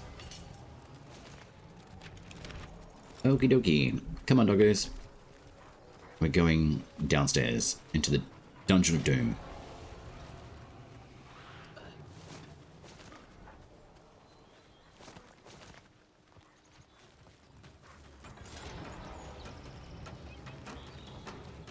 Doop doop doom. Hello.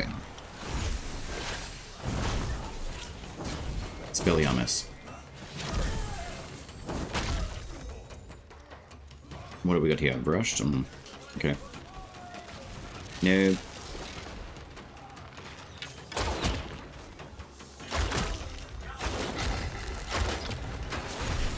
See ya, doggo. I'm glad that they don't get disintegrated anymore from the pulse mites.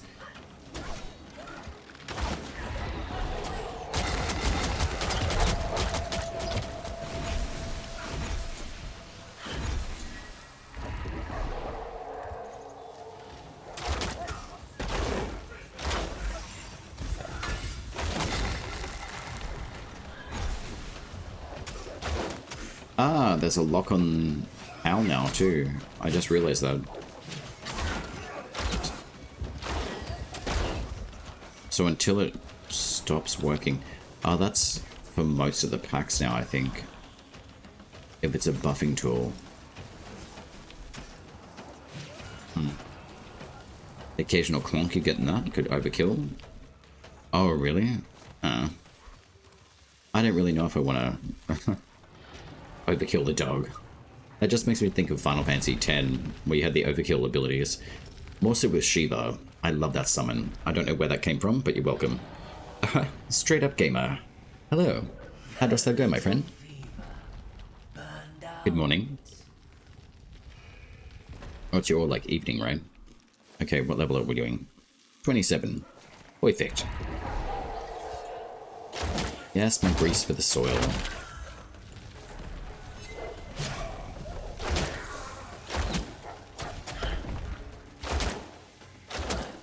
I kind of feel like I want to go roguelike in this dungeon, so I think I'm going to whip out the, I want that saw.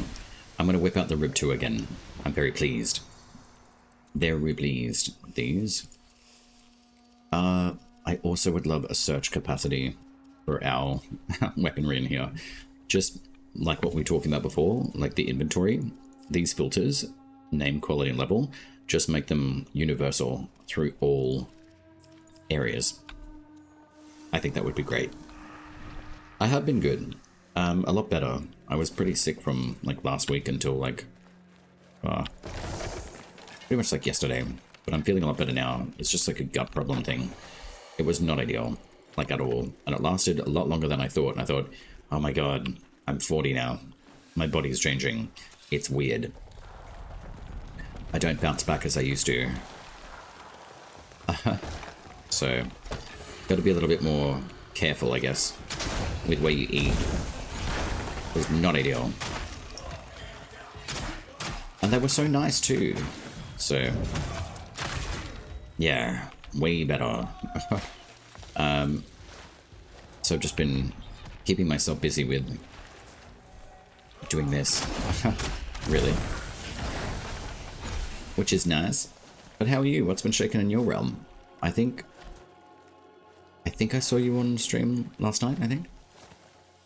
Oh no, it was, that's a good idea. No, I didn't.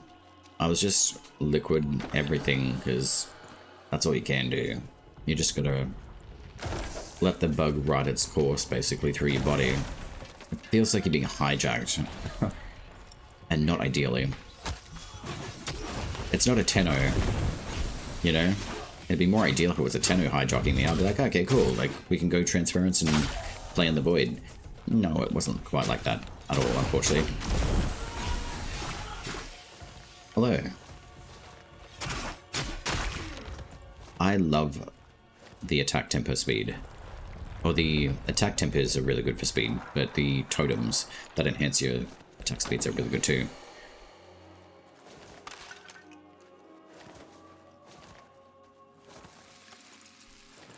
Oh, nice. Okay, yeah. I don't generally run like that particular platform myself. I pretty much just do like what I'm doing on like Twitch and the YouTube. They seem to work like pretty well. I do understand like the expansion on different platforms though. I don't know if my computer could handle it though. What's new with this game? Okay, to answer that question, I need to know when you last stopped playing and what preludes and what you were doing for me to answer that.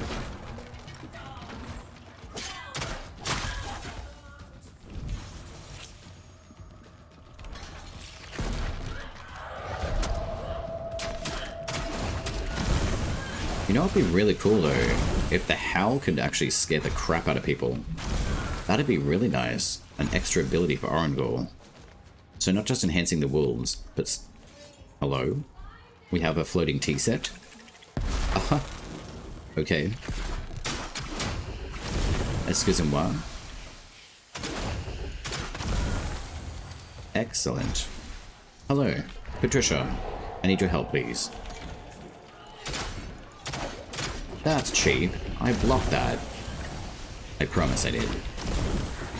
I am noticing like a delay between the pull smites, the activation, and pulling them in. It is shorter, but it's still not as refined as it could be. It still kind of overlays one to another, so it slows the combat a little bit.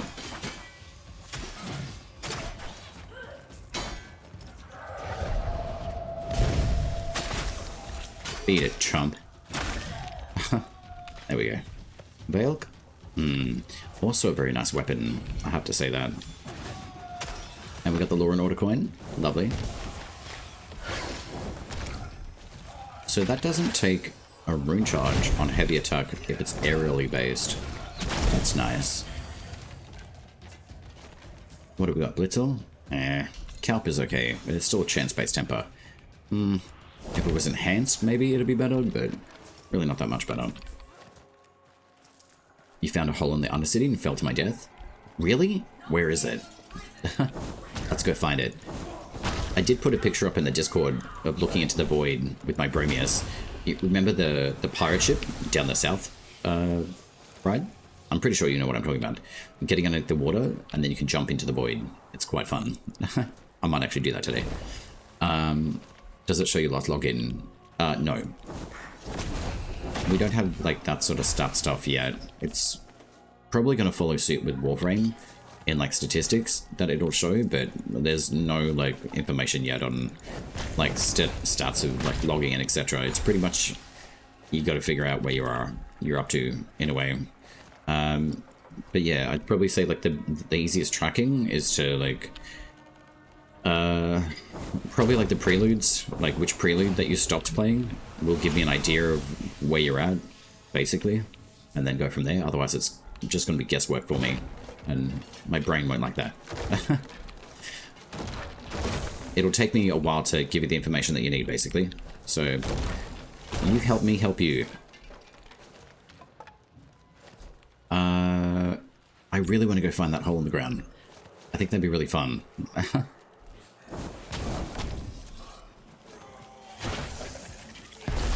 Oh dear. I'd probably say, like, anything, like, after, like, P14, like, things have gotten better. We have the tweakability of our prisms back to basically what they were, except they're a little bit prettier. Tempers are additional, all armors, crafted, take storage capacity. With the weaponry, they're all fully crafted now. So basically you can just pick up any weapon, and they all have different stock levels, up to legendary, which are the top tier, and then the Moonsteel effects that we have, which are rare, extremely rare weapons that will glow. So I'm actually wearing one of them now, which is the Rift 2. And they also show the, if you see this like white Moonsteel icon up next to the weapon's info card name, basically that's a really rare item and you want to keep it. Don't get rid of it.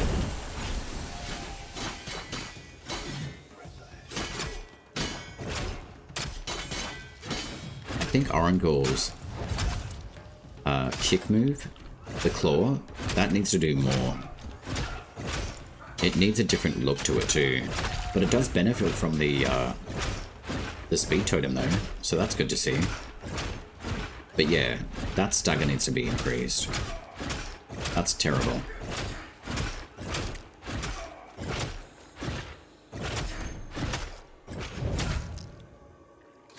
I kind of wish that we could do a finishing move with Orangul's claw as well. I think that'd be nice. Hello, Benneret. Creep. Goodbye. You know what? You made a clip that night? Oh, excellent. Okay, that's good. Yeah, that'll give me a better time frame to work with. Because yeah, otherwise, if I don't know, like, yeah, I won't be able to like really give you an answer unless I know like where you like kind of stopped. There's also patch notes, which I also go through, and hotfixes. And the ghosts don't appear for these. Oh, I lied. They do. Did I just consume a ghost? Ectoplasm. Lovely.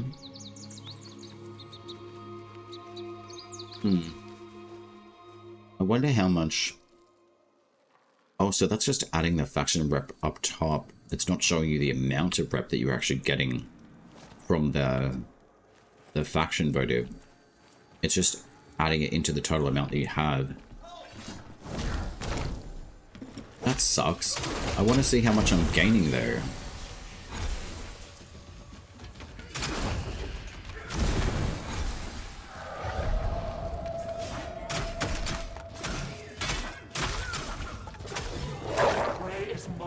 Thanks, Arango.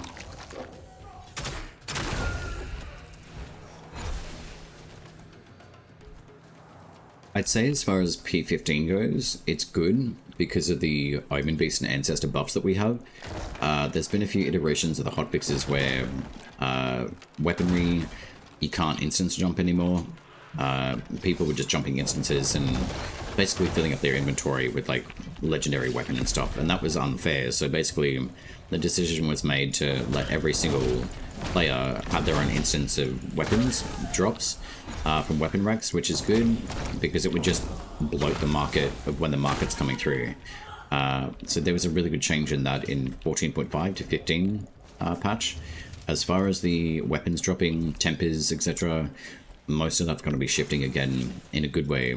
I'd probably say in P16, which will probably be out who knows when.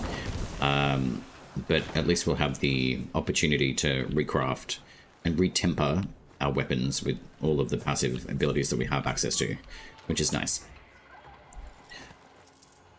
December 21st, 2025, you've got a lot to catch up on then. That would have been in, like, roughly Preludes 13. Yeah, that would have been the Triquetra of Virtues. So you've probably missed quite a lot of things. But not bad things, though. No major events, like, in the game exactly.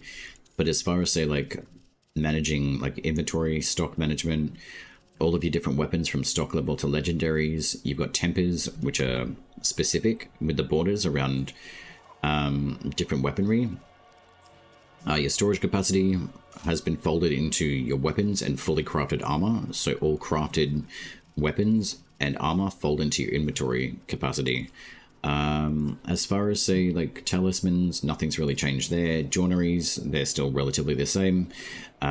Just slap these onto a courage-based, grace-based, or spirit-based weapon, up to 3 if you need to. Basically, that will enhance your damage output. Your virtues, basically, you can tweak as much as what you want. That's pretty much like a speed run of what you've missed. As far as, say, like trade goes, there is trading in the game. You do get glow lamprites from different locations. I've mostly got videos for all of this as well. So if you jump into some of the videos on YouTube, like I'll basically explain it all there too. Mostly like P13 was an interesting one with the lith system, but thankfully the team decided to change that out, which is good. So we can now tweak our virtues basically to what we want. As far as virtue requirements, they're still present in the game, but they're a lot easier to manage, basically. So, yeah. That's pretty much like the speedrun version of what you've missed in Soulframe, as far as that goes. We do have access to Omen Beast buffs, which is good, so that's why Orangor, for me, keeps on showing up so much. There are crafting, like, packs, etc. for cordstones. So cordstones and lamprites, that's also something I put into a YouTube video. I gotta make my channel work for me now, basically. Otherwise my brain will just die. And then, yeah, I don't end up doing like stream stuff, because then poor little brain has been like zapped of energy. Ooh, the lighting is nice. Is that a P? Oh, man. I want to see if I can do this. Hang on. I like it. Nice. BRB, ad break. We love advertising.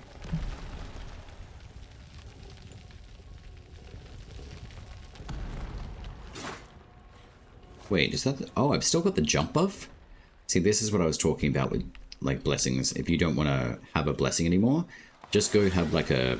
I don't know, an ugly potion from the Minya, and you can remove a buff that you don't want from one of the ancestors or omen beasts. I think that would be nice, because I've got the Garen's jump buff, and it's the floaty, like, bullshit jump, which is fine, but it just feels weird. So I think having a potion built by, or cooking one yourself maybe, like the menu could be our buffer, and then if we're cooking, we can just craft up our own little potion just to cleanse us of all status effect or something. I think that'd be cool. But like it's a one-time thing per, I don't know, 23-hour period or something. Even like the Nightshade ink, something like along this line where you can just get a few different materials. Interesting that it uses ichor. But yeah, I think having like an anti-buff potion I think could be beneficial, because then I can get rid of this silly, like... Something I said. Not what you said, Verminium. You haven't had the jump buff yet? Yeah. I think the ancestors and the... I think everyone gets the same ancestor, I'm pretty sure, or Omen Beast now, instead of getting like the randomized... or like the ability to randomize your ancestor, basically. I think predominantly because of the fauna and flora buff that either Bromius or 2 Volcanic can give you, or the crafting buff or boost, which I think is a healthy choice. Because you don't really want to have like someone being like so far ahead in the game and then capitalizing on the market basically when it's going to be coming to the game. Yeah, I think they are on a daily rotation, which is good. I'm going to go back into this Dermac, though. So I think that was one of the older tile sets that we just did, too. Which is good. So we'll go do that again. I'm going to do the Peter Pan run today.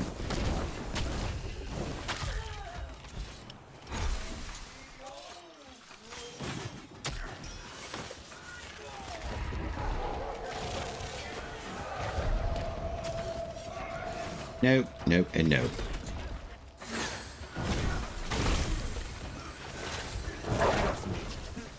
Aha. Lovely. What have we got? Belg? Oh, damn it, that's got smite on it. Okay. Definitely give me that one. What have we got here? Rushed. See you later. Traitor. I hate you. They're so annoying. Odiak? Moonsteel, please? Aw. I'll pick it up anyway, just in case. Can you imagine if it was a Moonsteel? That would be amazing. Yeah, the floaty jump buff is interesting. It was the only thing I could think of that would be relatively okay from Garen. He did have the, I think, experience for packs, but I don't need it. Not at the moment. But the daily rotations are pretty good. I'm just going to change my outfit. It brings us a new book. What do we want to do? I guess we could do like Jack be nimble, Jack be quick. Jack ran over the candlestick. Sure, why not? We'll do green today. Can we do pantaloons? Yeah, we'll do the ugly green. I don't know what that changes. Okay, we'll do that. Let's do that. Oh, no. We'll do the evergreen, I think. Verminia. Yeah, the evergreen's nice. Oh, we got army green. Okay, that'll work. We got the green pantaloons and a little bit of yellow. Quite nice. What about this one? There we go. Let's do this one.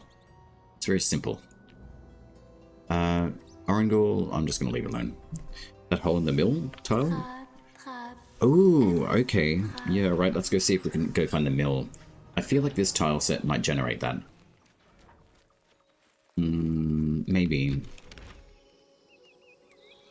I think the newer tile set, probably this one, or up in there, would generate that. We'll double check this one. But we'll do a Jack be nimble build.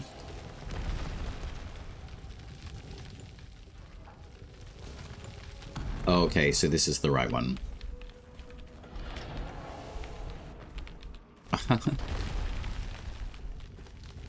Dancing in the spot. Oh no. You know what that makes me think of?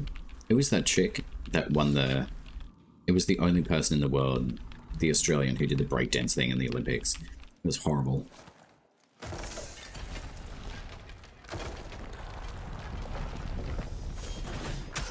Okay, so this is a good level.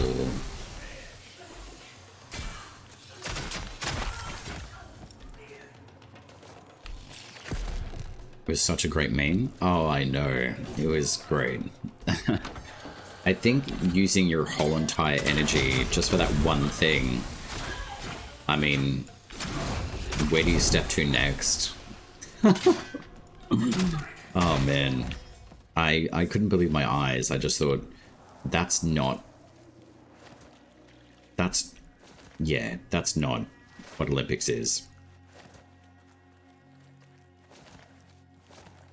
Pretty crazy. It's either that or, like, you know, OnlyFans. I think that French dude who, like, knocked the high jump thing with his ding-dong. I was like, okay, cool. Like, good on you, bud.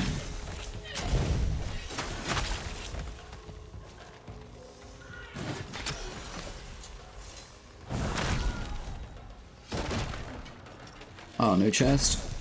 Oh, there we go. Excuse me. Nope. Rude.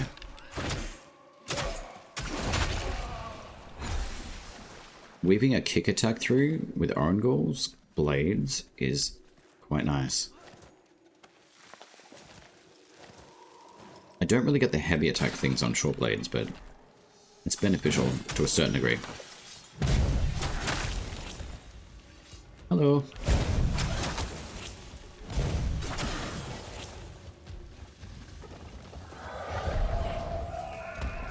Nope. Nope. Patricia, I choose you. Go. Blazin, hello. You've been asleep for the last couple? Well, sleep is important, my friend, so that's not a bad thing. I thought I'd just jump in today. Do a little bit of a casual run. Holy, that was a whole bunch of attacks. Wow. Although Howl with courage output, that's pretty good. So we've got multiple different activities going on at once with Orangul. Orangul makes for a pretty sweet little assassin. It's nice. And this is a spirit build too. Predominantly, I think. I've got to check my stats. That's not too shabby.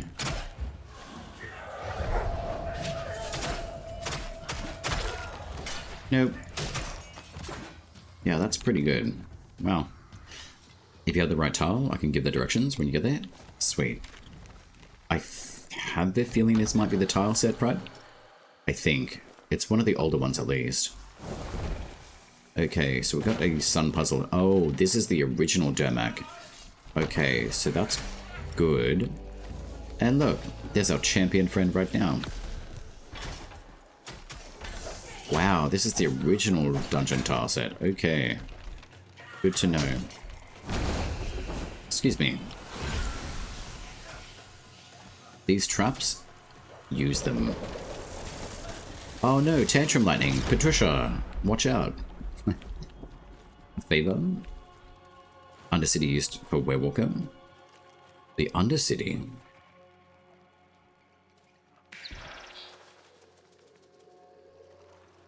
How long ago was that? Are you sure it's an Undercity? I think that may have been the special one that Fried and I did the other day.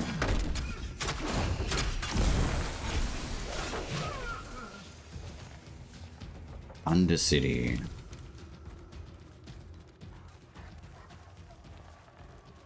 Yeah, I have a feeling it might be the special place that Fried showed me.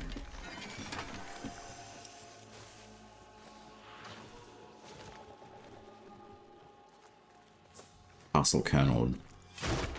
Yeah, that makes sense. Yeah, it would have been Castle Kernhold, I think.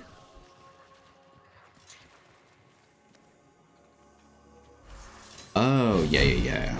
That'd be Castle Kernhold for sure. I love how the refraction somehow gets through the metal plate onto the front, and then you can open this one. You step on the tile, then use... Oh no, you're all talking about the Dermak Undercity in the northeast. Yeah, I can show you how to do that one.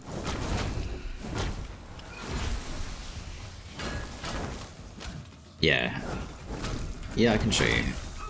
I would probably say, like, it's relatively easy. Like, you just got to place your envoy on one of the buttons. Usually the one that's on, like, if you're looking at the tile set, you got the right button here. That's where you leave your envoy body, and then put Orangul or the Werewalker on the left one. And then the tree should move back. Sometimes the buttons don't depress properly, but it does register that there's pressure on the plate to be able to open it. But yeah, I can show you. Oh no!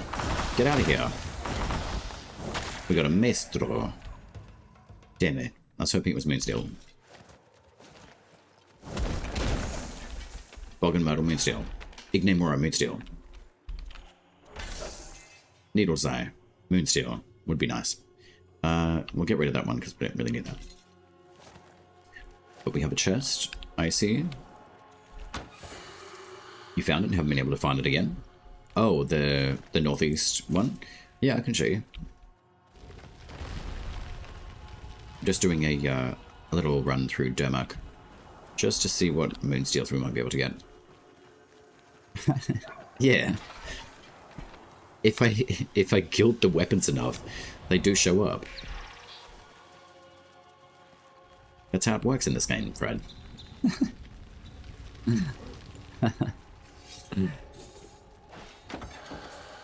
And the weapon racks. You just gotta shake them. You gotta shake their pockets out, you know? They're a rare resource, or like weapon, so if you want to get them. Expelliarmus. I feel like that's starting to do less and less damage. But it's a great ring cleaner. Sometimes I wish I could do that in real life. Although if I had that sort of power, I don't know. Yeah. Blitzel? Okay. Lovely. I do like the chaos that ensues with the hollowing. It's great. Does he call me a ficus? Isn't that a plant? Oh my god, Belgian Metal? No! You could have been Moonsteel. Although the heavy attack on that one is pretty good. We'll keep that one. Rostrum. Oh god damn. That's actually a good rostrum. And kindled. Delicious. We can switch over to that actually. Ring cleaner. Just a good fart will do.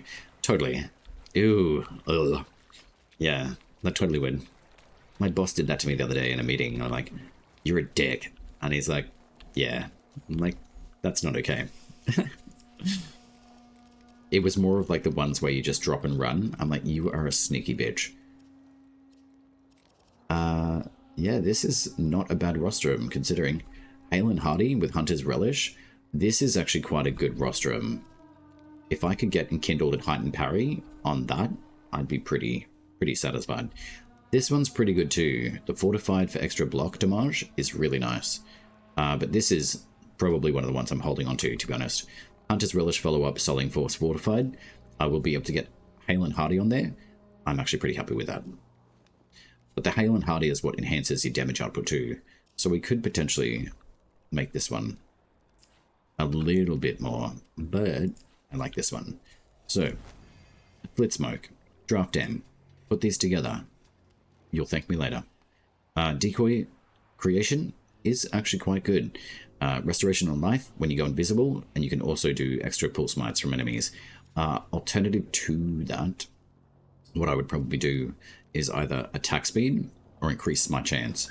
Basically, that will be very, very good. If you're running a lower armor build, I would probably recommend Decoy Creation for a start. Or what you could do is put a armor rune on. So every time that you go invisible, you're creating more armor for yourself too. It's quite nice and quite fun running around with this sort of setup. Blinding enemies is useful, but probably more on like visible builds. So if you're running more invisibility, you could probably stab enemies with this, but what you've got to consider is that when you're invisible, you're not going to be getting that many pull smites. So smite chance acquisition is probably better rather than anything. But with this sort of setup, it's a little bit more simplified, but the life restoration is really, really good. But increasing the physical armor by 3 per recharge is beneficial, but probably better over in your spirit slot. But because I want to extend the time of my Flit Smoke, that's why I'm using Draft Den instead. And the decoy is just being left behind when we go invisible too. Crop dusting? Oh god, he does more than that. Ugh. Luckily it's only been once, but I got pretty like ticked off. I don't think he's he's very good at managing me, I'll say that. Because sometimes I just get like really like, that's annoying. I'm just very upfront with like things that are annoying. I think it kind of freaks people out sometimes with how direct I can be, but I accept it. It was gross. I did not expect that. Jason Statham at work. I'm serious, he actually looks like Jason Statham, it's weird. But pretty cool though. He could definitely be his double. But the Australian version, it's kind of weird.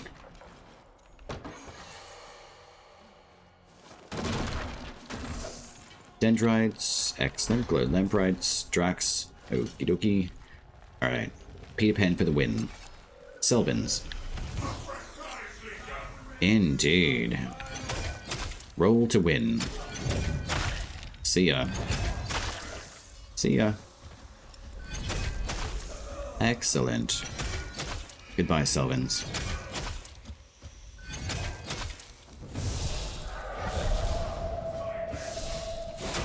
Inflammate, sir.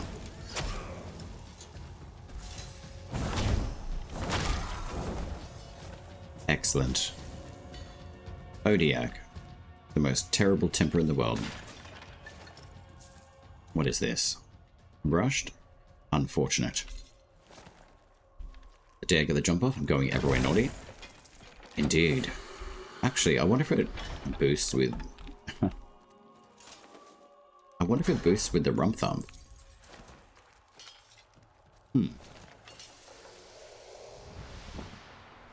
I don't think I've tried that yet. Rump thump. Let's go play with the rostrum. That's only 107. Oh, I'm not doing the buff damage. That's fine. Nope. Okay. There we go.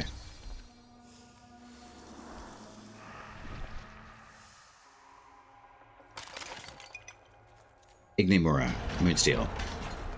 God damn it.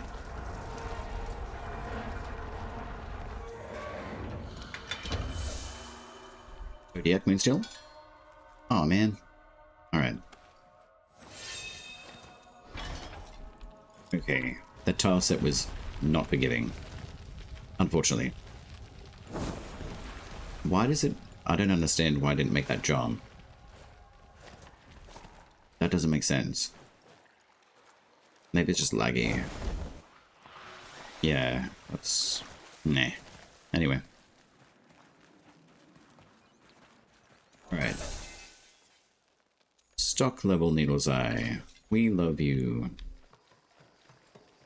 So Orangul, how to get into this northeastern dungeon. I'd probably say, like, this one's fine, but specifically it's all the way up here. So I'd probably say in Fortress, like Odell area, I'd just go up to the fuel ends and go to this tree, and then run up here. I mean, you can run from this one too if you really want to, which is probably ideal, so let's go do that. Ancient roots from which you've grown, voicing seed, take us home. And I'll probably waste all the webbit seeds that I've saved. What have I got? 2? 3. Okay, that's good. So I've used the 2 that I've used. Siege of Midrath. We could do Avogard's Gods, but let's go to the Dormak down here. It is relatively easy to get into,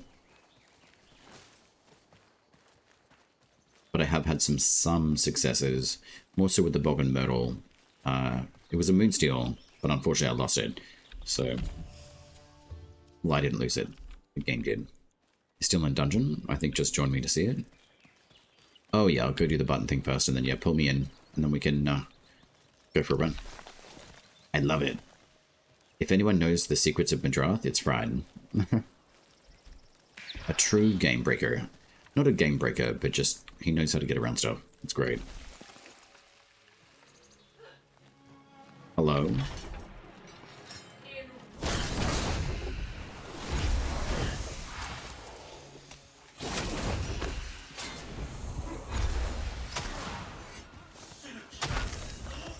Goodbye.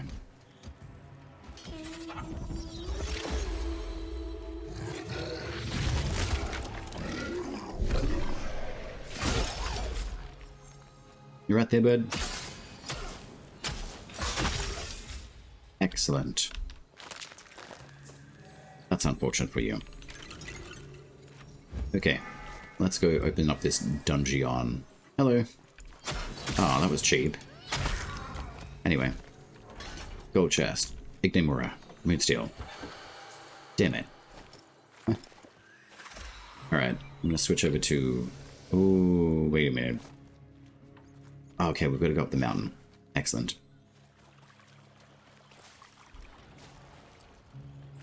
I mean, you can play leapfrog with the enemies with this sort of jump buff.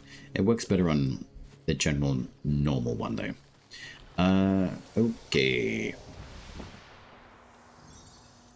A Renjar. It doesn't really matter, like, the setup. You just need the ability. Oh, yeah. Yeah. It's just this one here. So if you're, like, near Credence High, it's literally this tile set. So I'll just highlight that and you can... I'll just do that. So at least you know.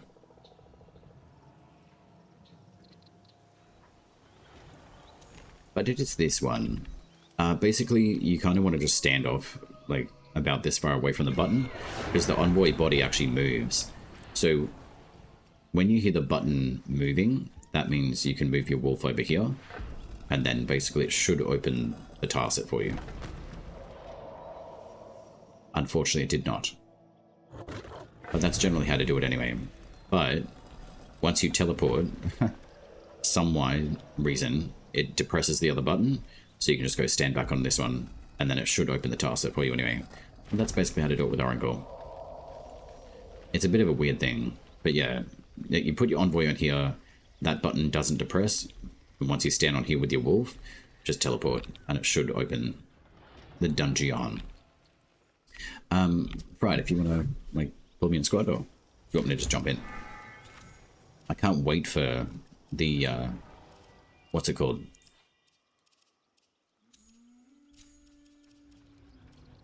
Can I invite myself? Alright, I'm just going to jump in. It surprises me that, like, people can, like, overstep being able to enter someone's game. I'm surprised that there isn't a, like, invite only friends and stuff like that already. Like, I've had some people rarely do it, but they've just added themselves in the game. I'm like, what the hell are you doing?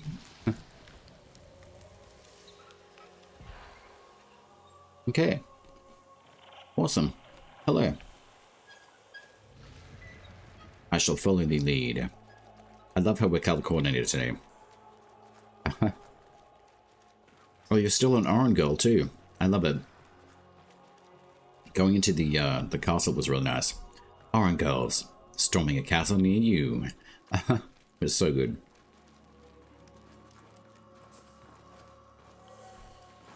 Ah, okay.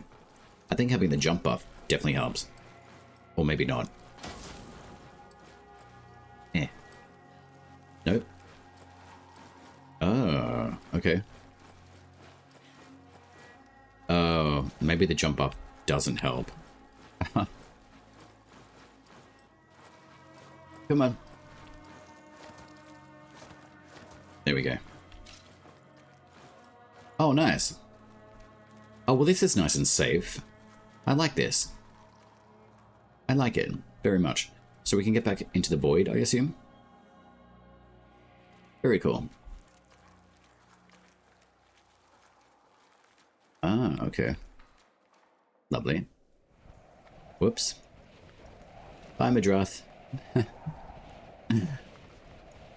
It'll place us somewhere, I'm sure. It looks like we were just, like, Spider-Manning it down. Was I supposed to do that, or were you just showing me the whole of Doom? Right, okay. So it does throw you back. Okay. Lovely. Wait, can I just resurrect myself here, or not? Just the hole? Oh, okay, Red. That was pretty fun. I mean, we could go do, like, the special, like, area that you showed me last time, if you're open to showing Chad.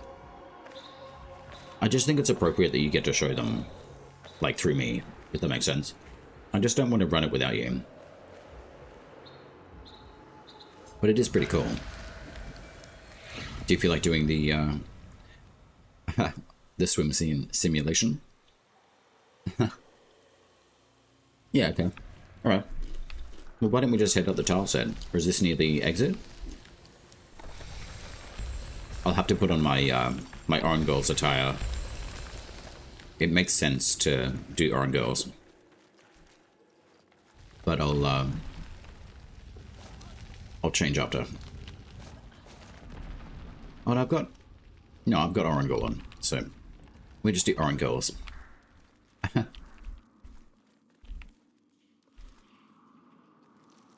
I've got the Peter Pan look today. Or Jack be nimble, Jack be quick. It's Jackie. Ah, this Dermak. Okay. Oh, okay, so it's the northern one. Okay, got you. Oh, I could have teleported us. That's right. Sweet, okay. Is that the only Dermak? Oh, okay. I see that one. Alright. Well, let's do it.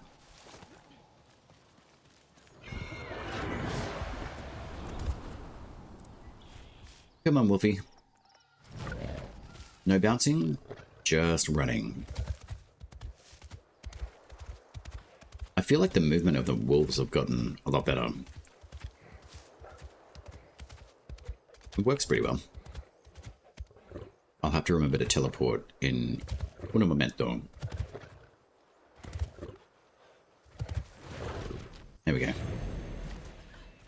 Excellent. I love doing this. I hope you guys enjoy this. It's something that Brad showed me, I think, what was it, like 2 or 3 nights ago? So I thought, if we have time, we'll make time.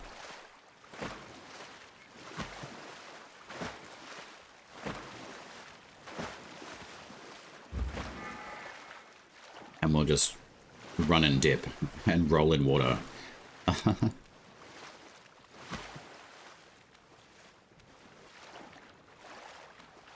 And that kind of speeds it up slowly. If you do like the roll on top, I found it definitely speeds you up, which is nice. Turk, what's going on? Where are we at? Secret places. Bride's giving us a guided tour to the underbelly of Midrath. It's pretty cool though. Like really cool. I'll let you do the honors there, Fred. This is your secret. It's great. I wonder if it's gonna... I wonder if Garen Rude's thing is gonna impact this though. But you do need Orange Gold to do this too. So Orange Girls. I'm gonna quickly change my build. Or at least the look of it. So I look like a proper Orange Girl. It's something that we, well, I kind of like came up with the other day. Bride and Kitty were both in squad with me. And we decided to go with Orange Girls. Because we were all doing Orange Girl for this particular setup. It's pretty fun. See, look. Orange Girls. It's great. Storming a castle near you. Alright. Hopefully it works for me this time. Come on. Eh. There we go. Lovely. Doopy-doo. Lovely. Yeah. Oh, there we go. You can actually just push through the wall now. That's ideal. But yes, welcome to the underbelly of Midrath. Pretty cool, hey? As far as I'm aware, and like what Fried's told me, this is basically where all of the pirate ships were held originally when Metal Fuel was being built. But it's pretty cool. I'm gonna get some nice screenshots for you too, Fred. You can do the underbelly tour. I love how the Sparagon shows up. The first copy? Oh, really? Oh, nice. That's right. I remember you were sneaking around in here back then. That's pretty cool. Nice. It's good mementos, you know? But it's very, what would you say, like, reminiscent of, I guess, like, Ultima 9, you know? Like, those sorts of really old-school titles, you know? You got all of, like, the brickwork and, like, the just very square bridges. Like, the epitome of building at the time. P13, we tried and succeeded to get into Mirror Fuel. Oh, awesome. Nice. What was the difference between Metal Fuel? Well, I guess the build would be different. Internals of the castle, so that's pretty cool. I love this sort of stuff. It's great. Orange Girls. So this is what I was talking about. Orange Girls. Storming a castle near you. No plans? Oh, the stairs were different. Oh, okay. Right. Right, okay. Yeah. I can only imagine that the castle Kernhold will be relatively similar. Oh. Is this water or the void? It looks like water. Can we like swim from here or no?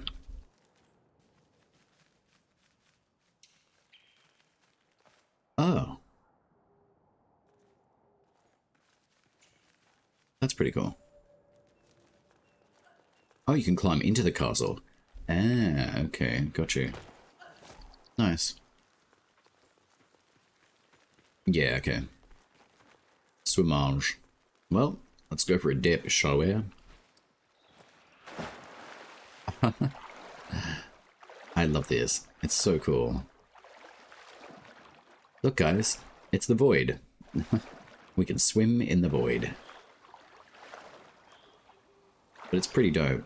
You can see pretty much all of Midrath, the Crypt of Cicade. There's another crypt over there as well. It's basically like beneath all of the tile sets. It's pretty cool. I had a feeling the crypt would suck you in, and I don't want to go in there, so no thank you. This is very reminiscent of like no clipping and a lot of different titles. I love being able to do this sort of stuff. So Pride was kind enough to show me this the other day. It is awesome.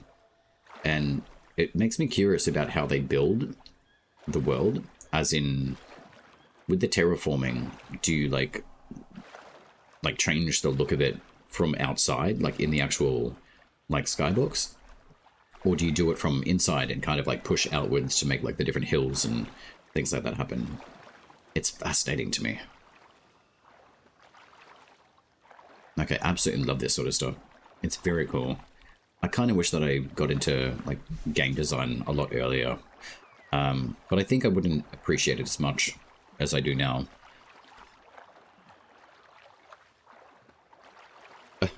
Treading on the void.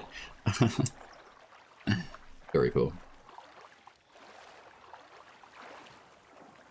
Everywhere you see the tiles, it's sort of terraformable. That's what I was thinking. So they must be able to do it like in different sections, right? Because you can see it right here, you know? Like, so you've got one section here. It's like a giant piece of pie. And then you've got like another slice here. But then you've got the different larger area that can encompass like different like rocks and stuff, right? So I would love to be able to do this sort of stuff. I would just be in awe of ours. Just, hey, this is the sort of design that we would like to come up with. You know, terraform it and give more fauna and flora.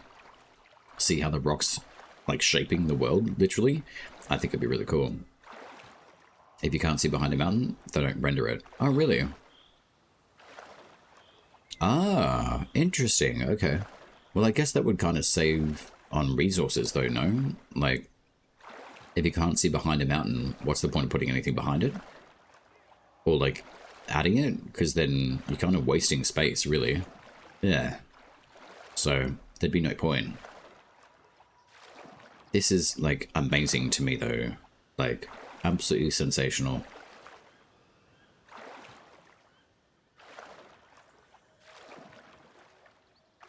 And you can see, like, all of the different, like, tiles, basically.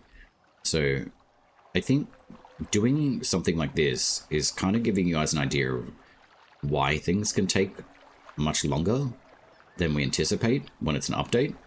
Because you're literally building a world from inside out. Like the trees, like the tiles that you can see, like the grass cuts, or the sections, basically. So it's kind of like slicing things, like you bake a cake basically, and then you're taking like small slices and just adding to each individual one. Even like the water, as an example, like the coating of it, you know, it'd be wasteful of resource, as an example, to put water, I guess, all the way through here. So I don't know why there's this particular section that showcases this as water, but that's like the band line that you can see from every single tile. So it's a big giant puzzle, but it basically gives you guys a pretty good idea of, you know, resource building, how long it can actually take to manage, to put like the individual like trees in, like the movement of the trees, the resources that we see, like the flame tongue mushroom right here. And then you've got all of the different mesh textures from all of the fauna and flora. So it's a pretty cool thing to like have a look at. And just to be able to see how long things can take, basically. Cat, hello. Thank you for the raid, my friend. We're just doing a little sneaky look into the underbelly of Midrath. It extends inwards from the coast, but not all the way to the middle of the map. Ah, okay. Yeah, it wouldn't need to be in the middle, I guess, because you don't really need water mass underneath the whole map. I guess it'd just be like extra resource acquisition for the game, right? Pretty cool stuff, though.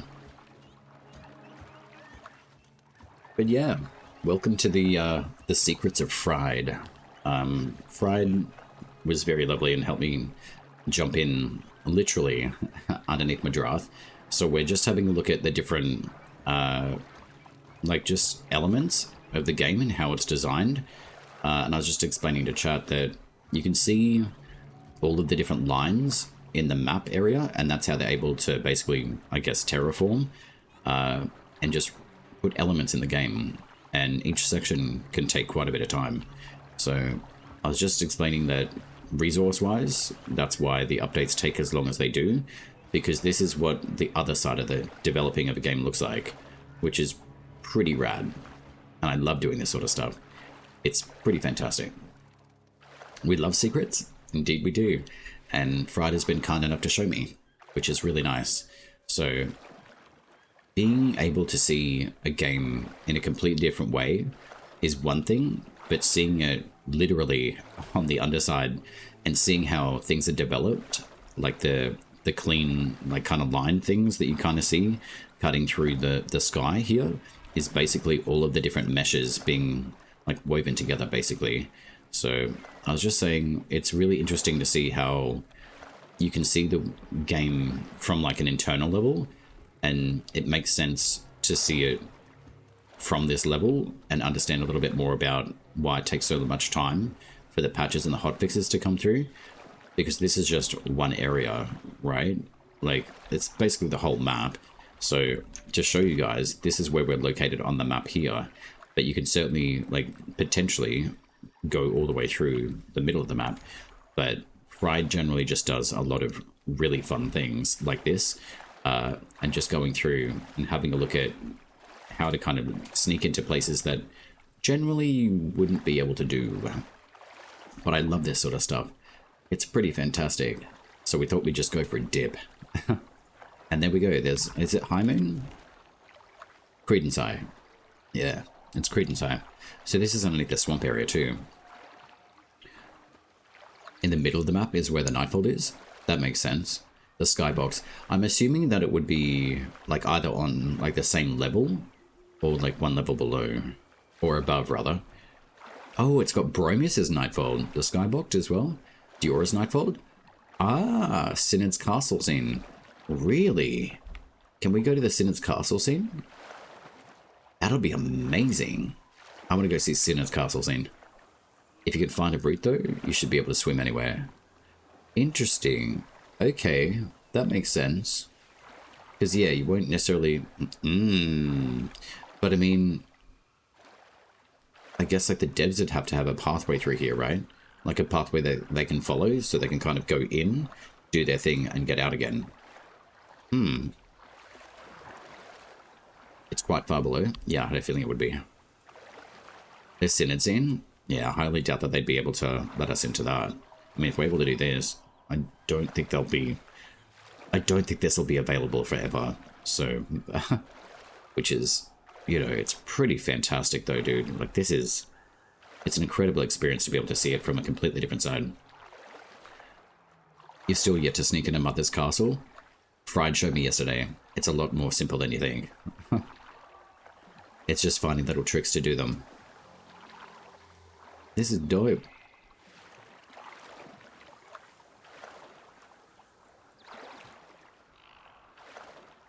This will go away when they realize we can get there. Oh, yeah. They will definitely be locking this up. For sure. Fate Walker, what's going on? How are you? I seem to be drawing everyone in today. Thank you very much for the raid, my friend. How are you? We're just having a look at the underbelly of Midrath. I was just showcasing it with with Fried. Fried's giving me the guided tour to the Undercity of Midrath, literally in a very different format, which is pretty cool. Very, very cool. Dendrite Weave? That'd come from like the tile sets, I'm pretty sure. Yeah, it'd definitely come from your Dermak Undercities, for sure. Dendrites are the humans, or I guess like your Kither Kings, basically. Avocot's shop does sell them as well, but your Dermak Undercities, if you go into a level like 15 plus dungeon for the Dermak Undercity, you'll be able to get like those sorts of materials, no problem. Moronites too, Gossamer Quartz as well. You didn't have luck with the Avocots yet? Interesting. I think with Avocot's got shop, he should have more materials than usual. I would probably say a good idea would be to clear your cache and verify the game again. I feel like that will help with some of the patch, like plaque buildup for the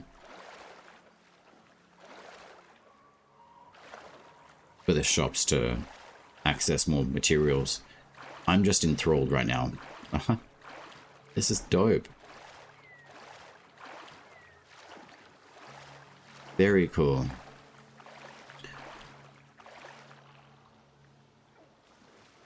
You checked him at Oros and Def did not have it. Did you buy anything else from Avocot though? Did you just go into doggo mode? Let's go for a doggy paddle.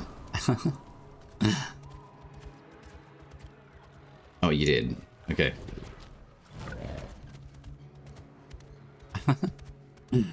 We're doggy paddling at the moment. Whisprigs, no, he does not. As far as Whisprigs go, they do drop a lot more prevalently. Oh. Uh-oh. Can you stay in doggo mode? Oh no! I fell out of the map. Goodbye, Midrath. Aw. I fell out of the map. Is that supposed to happen? Bye, hello. Avocot doesn't sell Whisprigs, no. They pretty much drop mostly from your Avocots, your Mockeries, not your Endless Glades. They do not drop there at all. Oh my god, we didn't die. Oh wow, okay. So you just drop back here. Oh look, there's the spider. It doesn't know that we're here. Oh, that was close. Dude, this is dope. Let's just watch the enemies beat each other up. Ah, okay. That's very cool. You're off to get some rest? Thank you, Fate Walker. Thank you very much for the raid too. Great to see you. I would probably say, yeah, just with like Whisprigs, they're being upgraded slowly. So they do drop, and they drop better from Mockeries than anything. You're running low, down to 2k. I've used about 3k easy this update. I mean, yeah, you're going to. I think the linchpin and everything is just like the 20 Whisprigs for the Lilting Cordstones. I'm sure when we get the... I think what's going to happen with the workshop is the devs are open to having a look at where is the linchpin and what their decisions are going to be making, basically with material acquisition, where they're going to be dropping from, how they drop, tempers, cordstones, all of those sorts of things. So I think if we're patient enough with that, I think that's appropriate to wait until see what they're workshopping and then go from there and give our feedback after. I think with the workshop upcoming, I think it's September 4th. I think it's just wise to just do your votives, basically. Build up your faction rep as well. With Avocot's shops, with the Dermak Undercity, the R as well, and the College of Pensives. Just be aware, if anything that rotates in his shop is a 2-hour window. So purchase all of the usual things that you need. Dendrite Weave is something that he will sell. He does sell more of, say, Moronite, pearls, etc. as well. So that's also something I think I put into the videos on the tube as well. You can't get Soulframe to launch. other people having Soulframe not launching, I'd be putting a ticket in for that. If anything, Black Spike, I'd definitely be putting. Yeah, I'd be putting. There's a lot of different things that can happen if the launcher's not producing or loading properly. It depends on setups. I don't have a problem solved for that one, unfortunately. I haven't had that issue with the launcher not launching. If anything, I would say cleansing your cache. And there are some Discord informations from Landon and the team on how to do that. And what that will do is basically wipe all of your in-game settings and give you an easier like setup basically, or a fresh start per se, with say like the up-to-date information through the build. So I try to launch it on Steam Deck and it does nothing. Yeah, I don't have a problem solved for that one. I'm not really sure. The launcher isn't booting. They might be doing something in the background, maybe this week, that might be affecting it, potentially, but I don't know. I'm thinking what the time would be. It's 10:35 now. So that'd be like afternoon, right? Yeah, I was gonna say the Steam Deck platform, that'd be slightly different. Even though it's like, yeah, it's Steam Deck, it's still kind of like, is it Linux based, I think, is it not? I wish I had more of this information to give you guys. Maybe I should just like put like a general, oh, it's 8:36 in Toronto and New York. Okay, so yeah, I don't know, maybe 6:36 p.m. in Calgary. Okay, right. Yeah, it's Linux based. Yeah, I don't really know why it wouldn't be loading. They could be doing something in the background. I'm not 100% sure. PC build generally is pretty stable, 9 times out of 10. Even with like all the like little bits and pieces that can happen in the game. But yeah. I still want to go exploring. Kitty cat, hello. Look, it's Orange Girls. Oh. Bride's got me looking through the world again. We'll do Orange Girls. Oh, dude, this is dope. And your eyes are glowing too, Fred. Scrollic, what's going on? How are you? Escaping the bounds? Look, this is what Fried is great with. Fried knows everything. If anyone knows the secrets of Midrath, it's Fried. Orange Girls. Invading Midrath near you. Oh, you don't see me? Oh, you don't see me in game. Interesting. Well, that makes sense though too, because it's co-op, and I am dual casting. So, yeah, wow. Oh, I've got to be careful jumping. I don't want to jump through the world map again. Scrollic, how are you going, my friend? Oh, you do? Okay, yeah, it probably takes a little bit to upload. Oh, look, that's really cool. We have our void. Oh, you did the doggo again? Alright, let's go for a doggy paddle. Where'd you go? Can we go out in the middle? Interesting. So there's a giant pillar there.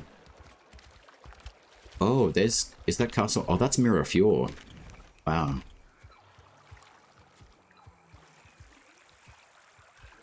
I love doing this. Oh, yeah, it's definitely a glitch, Scrollic, yeah. This is awesome. Oh my god! Bye, Midrath. I see what you mean, Fried. The reason why I'm doing this, though, it's a good thing because it gives you guys an idea of how much detail it takes to build something in a game, to a degree. Like, I know that we're not game developers. I mean, I would love to be. But the really good thing about, like, Fried, like, showing me how to, like, go through this, I'm happy to showcase this because it shows you how much work goes into even just putting grass textures in the game. And with all of the weird lines that you see, basically it's just kind of like you're slicing a pie up into sections and they all fit together. So developmentally, you guys can see how much work, even just by how much detail is in here of what we're seeing at the moment.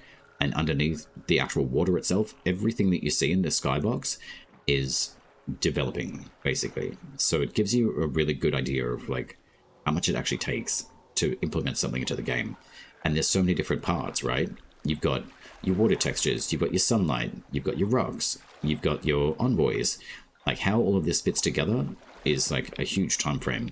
So the fact that the team have built, you know, Soulframe as well as they have, and so quickly over such a small period of time of like 2 years is pretty phenomenal. So the other important thing is that you can see a lot of things. Stuff is hand placed. Exactly. So it may look like it's just like a cut and paste thing. It's not. They literally handcraft digitally the game. So that's why they're so good at what they do. So this is to just give you guys a really like a really open kind of look at how a game is actually designed. It's not a cut and paste. It's not on AI. It's not like, hey, build me this tile set and we're done. That's not how people get paid.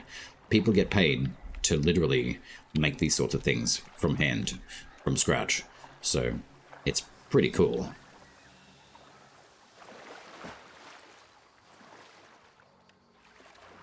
It's so cool.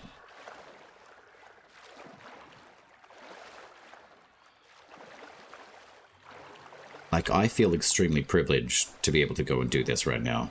I know it's not, you know, usual to see something like this, but that's the beauty of it. The fact that it's so rare, and having this ability to go through and test the game and do a little bit of a werewalker through water is awesome. It's really cool. Like, seeing how much has really been put into this game and how it develops is incredible. Like, look at how many tiles there are in this game. There's a lot. So it's pretty cool. So yeah, it's opened my eyes up to how a game is literally built, and that's why it takes so long for like patches and hotfixes to come up. It's literally building from the inside out, which is really cool. Yeah, I think you're right, Fried. I don't think that you can get past the swamp area. But I wonder if we could go on like the external part around and then do it that way. I'm glad I waited. Oh, it almost pushed me on the tile set. But that's literally what we're in, is tile sets. So what you guys see on the outside is not what we see like from underneath. So it's literally tile sets in every single location.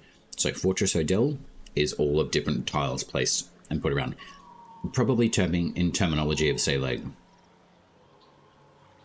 probably like Minecraft, but like on a kind of larger scale-ish. So, like I say, I'm not a games developer. I kind of wish that I was, because I really think doing this sort of stuff would be like really fun and really cool. And you're literally building something from like inside out. And look, that dude's dancing on air. And he doesn't know where we are as well. So his awareness factors won't be present for us, which is quite interesting. Moonsteel borders around the cam. Creepy baby toe, indeed. Yeah. I do want to see if I can get that like pure white border off that image, just so it's like the Moonsteel, but I just whipped it up this morning and I thought, okay, that's better than nothing. So, but I love this. Like, look at all the floating rocks.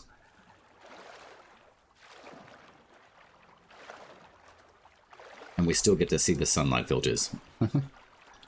There's map meshes, collision meshes. Yeah, the enemy can't see us because we're behind. Oh, we're behind a collision mesh. Right. Okay. That's really cool.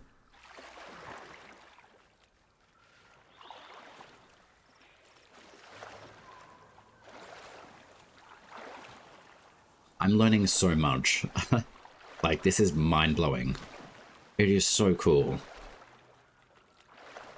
And like, so like from my understanding of novice development, this would be, say, like the edge of one tile set, like meshing to another, right? So it gives you an indicator of like, there's one tile, there's two tiles, and then you can kind of like map grid it out. I'm thinking like a Repidex. So you've got like space 1, like level 1, and then like so forth. So you could like number grid it, right? And then you can say, oh, okay, like we've got like castle, like Kernhold. We've got like all of like these different tiles inside the castle, and then you'll basically be working on like one of those panels each kind of thing. That's so cool. And I'm sure much like Warframe, it was developed like in the same way, right? Like being able to jump into a tile set, literally build one, and then add the other elements that are inside it too, as well. Yeah, wow. This is out of this world. Literally, we're out of the world. This is so dope. Alright, I'm definitely going to be like downloading this VOD as well. This is so cool. Like, it's just given me a fuller understanding of how a game is actually created. Wow. The numbers that I've pulled out of... Oh, okay, Red. Yeah, I got you. Yeah. You doing your work lurk? Sure, bro. How are you, my dear? Good to see you. It's a numbered grid? Yeah. 60 tiles around us? Yeah, it would seem so. Yeah, wow. So you can dynamically load and unload it as you walk. Ah, okay. Well, based on what you can see. So that would be saving you on resources though, right? As in, like if you're not seeing something visually, like what's the point of rendering it unless you're closer to a certain rage bracket? Okay. Wow. So it's the distance that you can see. Because we can see off quite a fair distance too. Wow. You'd come across these world breaks more often in the glades? Yeah, wow. Ah, yeah. We would be seeing it in the actual glades. I remember those. Like the breaks in the shadows. I remember those. It's because like the gap probably wasn't closed. It was closed, but it wasn't like meshed together properly. So you could literally see like a square like connector for the two tile sets to be put together. Yeah, in the edges of the map? Yeah, I remember that. Yeah, I've seen plenty of those too. This is insane, right? Wow. We're close enough to the Edgetown. Edgetown is fine. I mean, we've been told we're going to be getting edgelords in Soulframe, and we literally are. Like, this is all the different tile sets that we have connecting, all in this area at the moment. So this sort of stuff, honestly, is so cool, and I feel privileged to share it with you guys. Even if it's maybe I don't know, don't do it, but I want to, because you can literally see how many tiles there are in this game. Like, it's pretty cool. You fell? I know. I'm falling now too. Don't worry, Fred. We'll be fine. Hopefully. So this just... it opened my eyes up to where you can jump. Oh, okay. Unfortunate. So there we go. We're back to the regular tile set. So, how cool was that? Oh, where are we? Where did we leave my body? Come on, little Wonderquill. We can do it. Come on, buddy. We are really high up too. Come on, little bud. Where are you? There we go. There we go. Almost done. We spawn here because we hit a land. Ah, okay. There we go. That was extra amazing today, right? So you can see from where we were and where we came through, we've covered a lot of distance area to be able to get down to this point. So just seeing what you guys saw is just a fraction of the map. So I'm pretty sure conclusively it gives you guys a much better understanding that how much work has gone into this game so far and where it's going to go, which is pretty awesome. Yo, yeah. Like handcrafted maps, textures, like all of the grass that we see, it just, I think showcasing this, hopefully it gives you guys more of a sense of understanding of like how much crafting time it literally goes into the game. Like the water textures, you know, the ability and like a vernal pool, as an example, for a shoulder, the passive that we have access to be able to regenerate, like our healing abilities, as an example, to us, or just like the, I guess novice kind of player, in the sense of not being part of like a gaming development and just like playing a game, you're not going to know any different, right? At all. But say, for example, Elder Bloom, you know, this is what a novice player will look at. So having this experience of going through and seeing how different elements in the game operate, like that is a huge privilege to see all of what we just saw in a completely different way. And it's really opened my eyes up to like what it actually takes to create what we see. It's a lot of work, and it's hard work as well. And it makes me more appreciative of the fact of being part of a Preludes title, or any sort of developing title for that matter.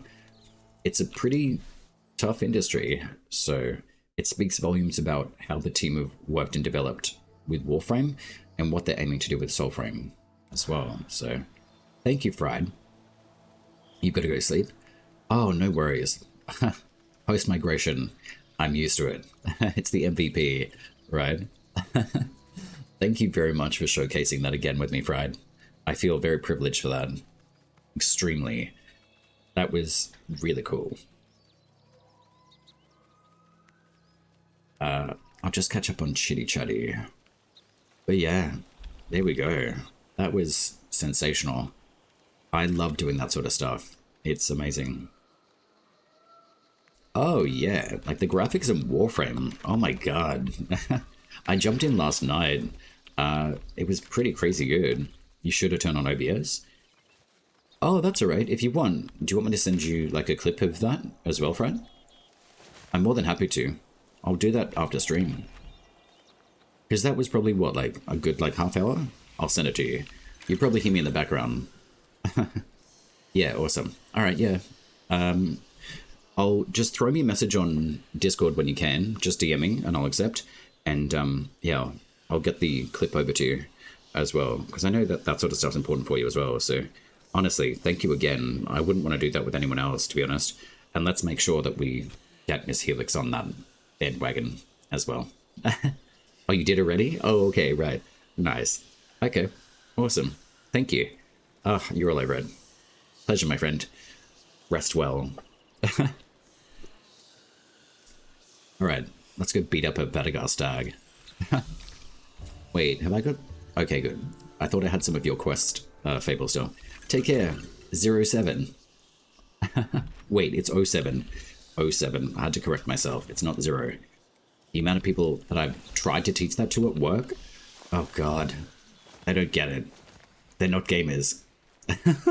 They're like, what does that mean? I'm like, I don't want to explain that to you. So anyway, but thank you everyone for like the raids and being able to, you know, share that with me and Bride. Like that was very cool. Oh, you're an old Eve? Oh wow, okay, right. Oh, totally. Like 07. You know exactly what that means, right? Well, I mean, yeah, you've got to know, but yeah, still pretty cool stuff. Well, I think I've just upgraded my portfolio in Soulframe to developmental, like, showcasing, I guess. So I'm going to make it my aim to see if I can find more things like that and what to look for and how to get there.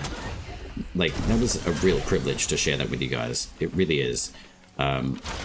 Ooh. Damn it. It didn't wipe the Garen Rude buff. Nah. Oh well. Wow, I haven't played Eden. Gosh, that's ages. Wow. Excusez-moi, doggos. Get out of here. Alright, let's go beat up the Spirit of Ichor. Quenching Acid. Again, strange little thing. But how is everyone going with the, I guess, anticipation of puppies? What are we most excited for? And what kind of personality do you want for your puppy is a good question, I think. Personally, I think I'm going to go for a stealthy looter puppy as well. Very excited for that. And I feel like the elements of that will be based on the Kubros that we have in Warframe 2. Oh no, I broke the doggo. Hello? Doggo? Are you okay? Oh no, what have we done? We broke the doggo. Alright, champion.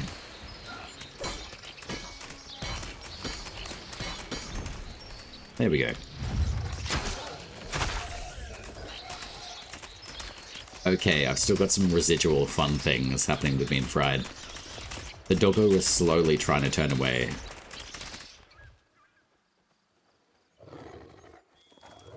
Yeah, he's not happy. Sorry, doggo. I'm sure he'll unstuck himself soon. Okay, let's see what other things we can find. Who knew? Bugframe. Excuse me. Nope. Oh, hello. We have our shoulders passive. Excellent. Tendrils. I wonder how much damage output they do. Nope. Excuse me. Hear me. Hello. Expelliarmus. Ascension. Lovely. Goodbye. And goodbye. Hello. Beat it. Nope. Awesome. Okay. Oh, wait. I always forget about the flowers. There we go. Or the quenching acid, rather. Oh, look, it's Susan from Finance. Excellent. She's embezzling funds once again, I see. Alright, where's her weak point? I think it's these little things on the side of her helm. Excellent. No. Oh, wow, she bestowed herself? Nice. Tendrils is popping off, man. I knew it. Susan from Finance is getting stoned.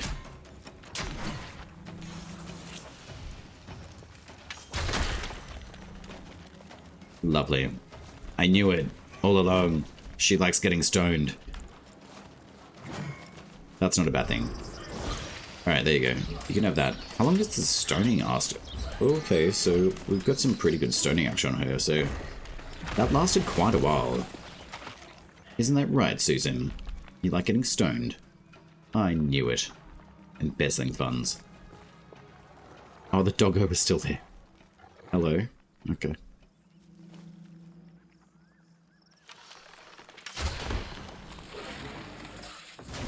Nope. Oh, it's a projectile mode now with the fly blades. So if you haven't tacked onto an enemy, they're not going to track where they are.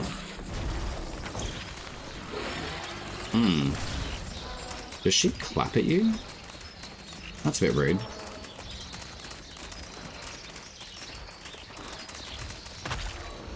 That's right, Susan. Deal with that, my dear. Alright, I think we need one more flower, or quenching acid. Is it not?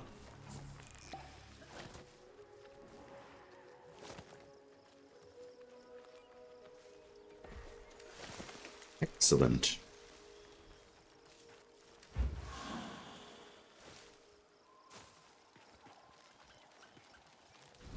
You a 5-star. Oh, you're a 4-star. Okay. Come here. Be my friend. Please. Thank you.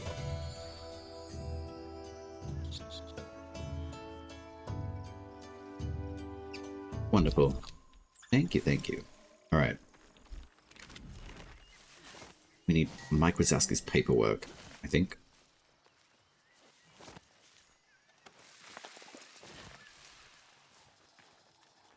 It feels so weird jumping back into the normal map now, just after what we've looked at. It's pretty cool stuff, though.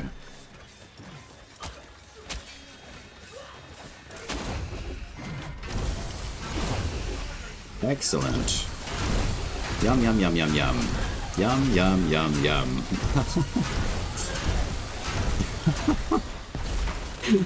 Oh my god. Oh, Jesus Christ. What a superstar.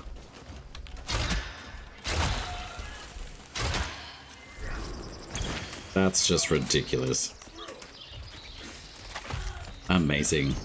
I think this has probably been my favorite stream this week so far. The spreading sploot. It works. Absolutely. Maximize your totems, my friends. Release those extra runes and you will have as much craziness as what I do. And I think that's what I really enjoy about the accessibility of the totem systems. And what we have is that you're not left behind in that sense. It's very similar to Warframe. Like, everyone can achieve the same level output. It's just your pathway is going to be different once again. But the fundamentals are there, you know? And then it's finding and putting those systems together to play around with them to be able to achieve the same, like, outputs, basically. And it's also the imagination, you know? Seeing the differences. Oh, yay! We can go give Oscar a bath again. I promise I won't lose my stuff again this time. I say that now, but we'll see. Alright, Oscar, it's bath time. I know. I had to name the Badagar stag, so it's now Oscar. Come on, bud. It's bath time. Come on, buddy. Come on. Come on. Over this way. I have tried doing this with Barry, the bear. Nah, I can come up with a better name than that. I don't know what to call the Badagar bear yet. But anywho, Oscar the stag. No. No. And no. Come on. See, the interesting thing with these Badagars is that they stay away from the waterline now, which is a good thing, but I was hoping I could still cheese this little sucker into bath time. That was rude.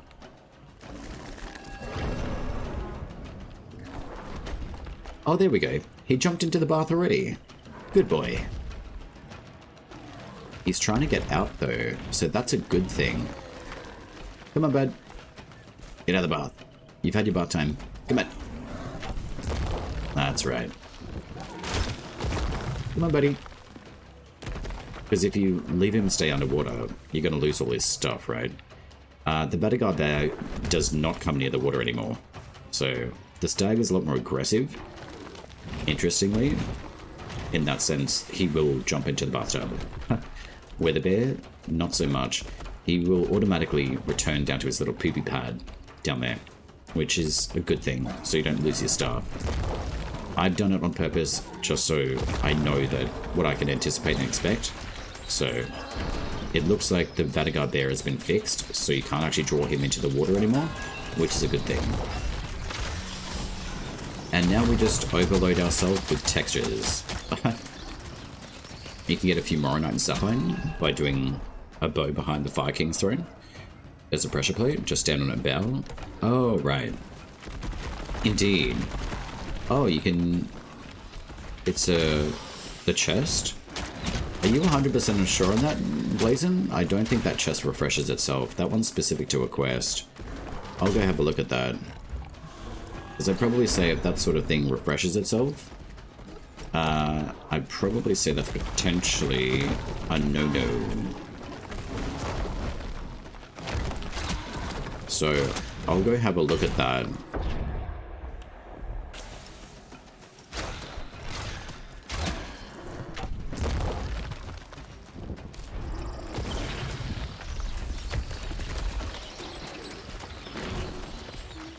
Excuse me while I heal myself and get iframes. Wonderful. These idols are very good to get materials as well. So if you're not getting the idols, that is definitely one way of doing it. Or an additional tool, basically. Excuse me. Well, there's our shoulder's tendrils again. There we go, Oscar. You'll be fine. Just let the burbs do their thing. Oh, yo. Okay, that missed.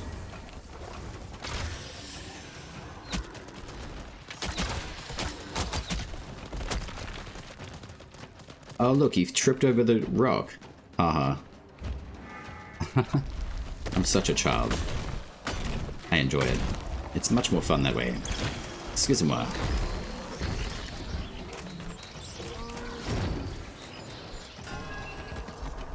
They can really stuff with his AI too.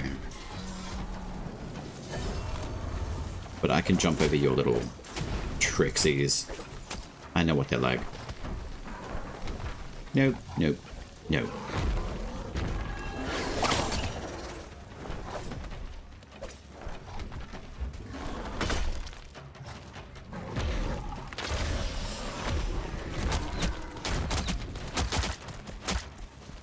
And you can actually get more arrows on him by dropping an arrow hail and moving to the right.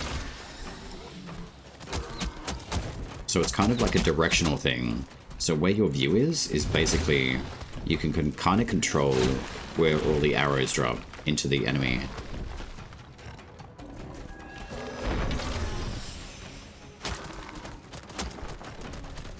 See, most of them are dropping here.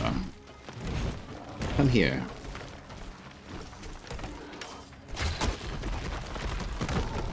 Oh, alright. I'll let you give me a hug. Yeah. I think moving up to the left-hand side with an arrow hail does work, but probably not as often, but it's kind of like you're forcing like the angle of the arrows to meet you where you want it to go. So there's little details like that in this game that are very beneficial.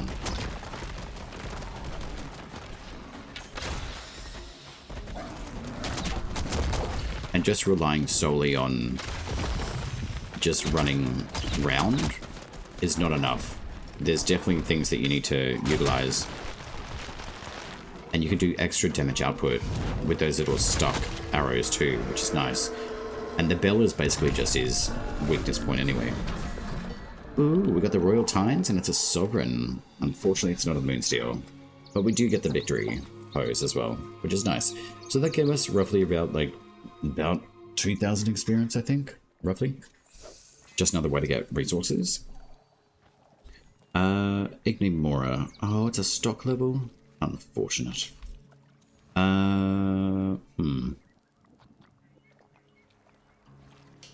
That's unfortunate. So what do we get from that dismantling? Scrap steel, gossamer quartz, sapphire, glow lamprite, and also amber lamprite, and 2 morning bells. So that's something to bring up with chat at the moment. When people talk about resources not dropping in the game, that's not true. They do. Dismantling your weaponry, if it's a higher stock level, say like Noble, Sovereign, Legendary. If they're not fantastic tempers and you don't like them, you can freely dismantle these for better equipment. And that includes your glow lamprites and your amber lamprites, and also fail lamprites as well. There's plenty of ways to be able to get resources returned to you. They're not guaranteed resources, as like dendrite weave as an example. Your dendrites, they're fabrics. So basically, if you think of like the Cicade dungeon as in a way, any human is a dendrite. So dendrite weave can drop from Dermak Undercity, but also the Cicade dungeon areas too.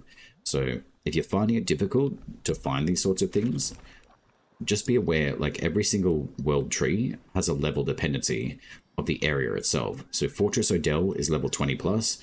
Greater Curlisle is anywhere from level 1 to like 20-ish. I think Arid is kind of like mid-level 20s, as is the Roods, I think, as well, or plus 30s. Kind of the same with like Kernhold. And then you head up to like later, like 40 level plus, basically, and then you get level 50. So if you think about in terms of, you know, Greater Curlisle down to the Roods, and then up to Fortress Odell, Fuel Ends, and then Pigwin Scary. If you're going in, say, like an anti-clockwise motion around the map, basically, with the different dungeons that you have access to, you can regenerate the different level dependencies of the tile sets that you enter. So you're going to have a lot more better chance of getting better equipment or material drops through something like Fortress Odell or Fuel Ends. If you're only spending time in one area, you're really doing yourself a disservice, because you're not really getting the right kind of material drops as well. Like, you will only get what you're really eating. So you're basically eating off the same plate. So it's beneficial to be doing a full-scale run on the regular map to be able to get different materials, because you won't be able to get every single material from every single location just by itself. Things like Grintung and the La Lilies, these are the corrupted variants of different plant types, as well as the Synnet's Maiden. So good examples of those areas are pretty much like Rovgot Ruins in the Kernhold Lowlands. In the Roods, where the king is, in Stroic, you get more corrupted materials there. In Sunday's Stake, where the Wazid is, you'll also get different materials as well. But also up where the Nell Knight is in Galvanar Wastes and the Fallen Sky Tower, these corrupted areas give you more access to more of the corrupted elements, basically.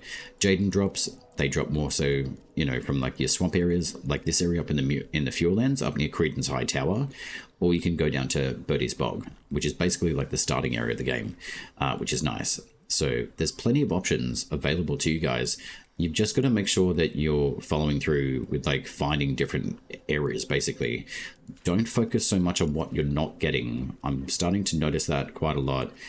Like Whisprigs for me, I have 34 of them. It sucks, but that's just where the materials are at currently. But you've got options to be able to get the two Vulcanes like materials boost, basically being able to dismantle your equipment. So, and as most of you guys probably know, like with like managing our materials at the moment, it's a necessity, right? So the higher level equipment, the better returns you're going to get on certain materials like glow lamprites or ambient lamprites as well. So it's just, I think the port of action at the moment is just the Whisprigs at the moment.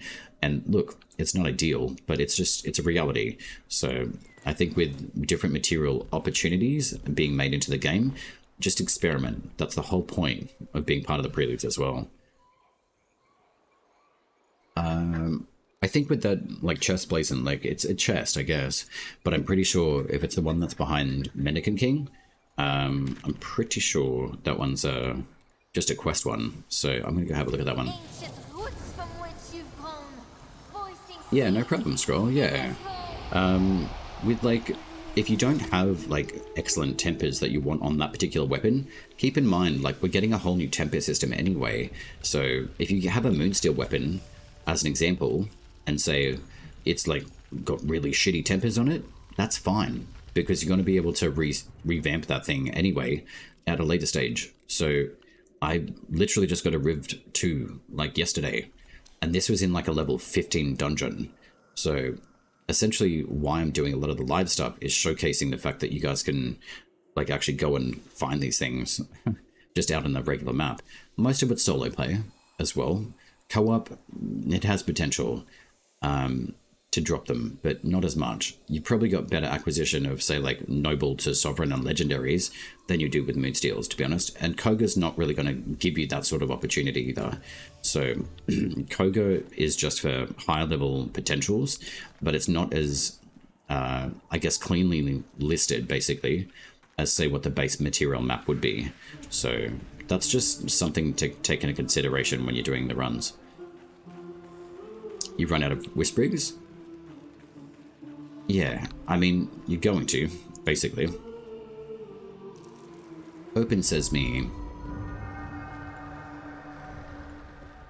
Middle of September already? Yeah. So, is this the chest that you're talking about, Blazon? Viking's Throne, there's a pressure plate, and stand on it and bow. The door will open with a chest and refreshes often. I'm gonna say, I don't know where you got that information from, but that's not correct. So when we share information, I really appreciate source and knowing whether or not it's honest information as well. So I don't know if that refreshes for you, perhaps, or not, but as far as what I'm understanding of the Fire King's throne room and the chest, that's how to access this chest, and it doesn't give you any materials, so I'm not exactly sure where you're getting that information from.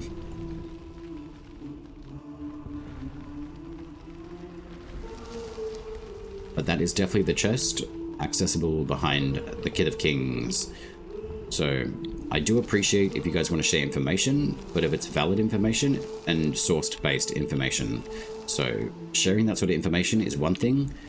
I think it's appreciated if you actually have actual source information to share as well. So, because I will be checking as well. It's given you materials in the past? I wonder why it doesn't give me materials then. Anyway, I wonder why.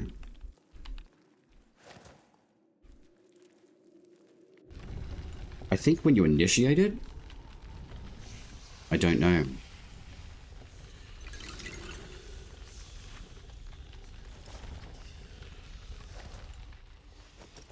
Once or twice? Yeah, it doesn't seem like it would stay that way. Especially that chest, because that one is specific more to the Cicade dungeon anyway. So, like, granted it's a chest, I get that, but it's based on this one here. So it's the Crypt of Cicade. This is where the materials drop from, and this particular node here. So that could probably be still like a present bug somewhere. More so in, say, like... I wouldn't know specifics on that one, but it doesn't seem to be returning materials. Not since I've opened it. So if it's a guaranteed source drop, sure. But if it's just like a one-off or once or twice, like it's really not like relevant to like farming basically. The Abercot though, that's right here next to College of Pensives. This one's connected to all of the other shops anyway. So he does sell Sprout Frogs, Scrap Iron, Patch Leather, Knotwood, and this is a refreshing shop as well. So you can get like 100 like leather basically from him, and it costs you 5k. So buying these sorts of things from Abercot is way more productive with time, and in like a 2-hour window you can pretty much do a whole bunch of different votives and tile sets. You can even do like a whole boss run really, and then you can come back to like either Aura's Well or this location, or you can come up through Garan Root Shrine and go into the Dermak Undercity as well. Like there's plenty of options to be able to get different materials, and there's plenty of time that you can put into the game too. I know people like can really like focus fast farm basically, but as far as like guaranteed chest locations, that particular chest for Kith, I'd probably say not to dispute it much more than like actually just showing it doesn't drop any materials. So I just don't think it will actually drop materials. So if it's dropping for anyone else, I can't give you an answer on that one, because it doesn't drop anything for me. So I have no idea if that's an actuality or not. More so on the material drops, basically. So that's what your tile sets are for, and your votive systems too. But if it's guaranteed, sure, like that'll be good materials. But I just don't want to be like showcasing stuff that's not actual for people who are in the game. And everyone's like build is probably, I don't know, maybe different. I can't give you an answer on that as to why that particular chest may or may not be dropping materials, but I just double check things anyway. And that's why the patch notes and the hotfixes for me, like, it's just seeing the information as well. Like, I need to know if it's going to work or if it's not going to. If I'm sharing information it's a waste of time for someone, that's not ideal.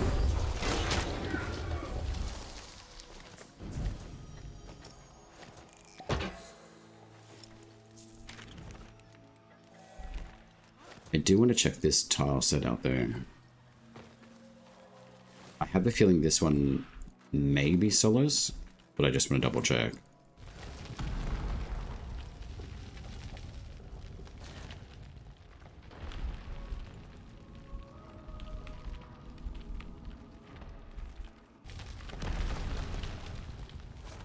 Because I've been able to find the clivers too. Oh, level 11. Okay. You got 700 Wispigs? Well, it's more than me. I pretty much have just been putting a lot of them into the Lilting Cordstones at the moment. Which is pretty much what I'm going to need later down the line. I'm not really super worried about Rhapsodics at the moment. I'm more, like, concerned over Tempers and where that's going to go. But I have built up a stupendous amount of the other Cordstones, which I probably should have waited for, to be honest. I would have had way more Whisperings than what I do, but look, it's a reality. It's done, so I can't really complain about it too much. Get to crafting? Totally. what would that be? Like an average of 20 per like Whisprig, and you've got 700 of them. You'd be able to get quite a lot of lilting cordstones.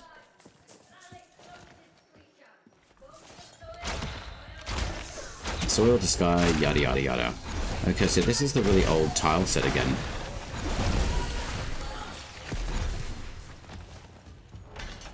So what have we got here instead? I feel like this will be a Preludes, potentially. Ah, fuck. Goddamn fan. Oh well. I swear that dude. No, no, no tantrum lightning from you. Alright, we got the sunlight puzzle. Excellent.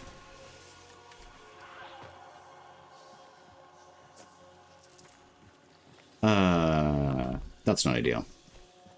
Get out of my way, Ben.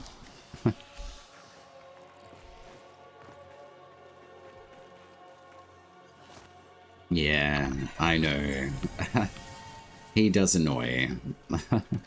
I mean, it's not that bad. I think in that original chapter, though, with Tormented Stag, you can only do it once. But the way to get rid of it is just use your rune, basically. That's the way to get rid of the little pop-up thing that he has.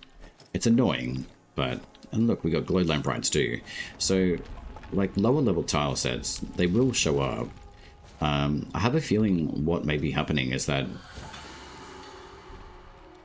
with every, like, little hotfix thing, it's just adding more, like, pla onto the data library. I've done a full cache cleanse through the Discord from Landon and Sam when they put up the stuff in, I think it was, like, hotfix, like, I think 15 or 16 or maybe 14. Anyway, with the actual information they gave, it teaches you how to go and cleanse your cache of the game. It does reset all of your keybinds and your in-game settings basically, but what it does is refreshes the entire build back to the most up-to-date patch that we're at. And honestly, it has helped wonders with everything. I don't know how present it is with the material drops, but it has really fleshed everything out a lot more. So if you haven't done a cleanse of the loader of Soulframe for a while, I'd recommend doing one. Honestly, it's helped me a lot, and I'm noticing it's just running a lot better as well. So if you have to enter a dungeon for a tail, I don't do it. Oh really?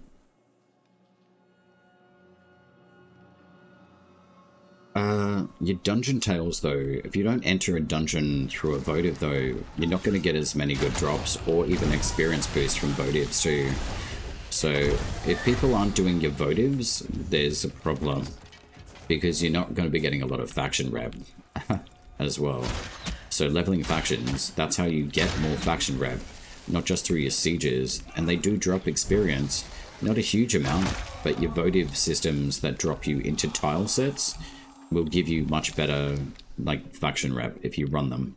So I would recommend doing that. But if you're having glitches, go and have a look at the Discord and see the information that the guys have put in. I think it's at the top of maybe even like the latest patch, the Gods and Ghosts. It basically just helps you, like, just clean all of the data.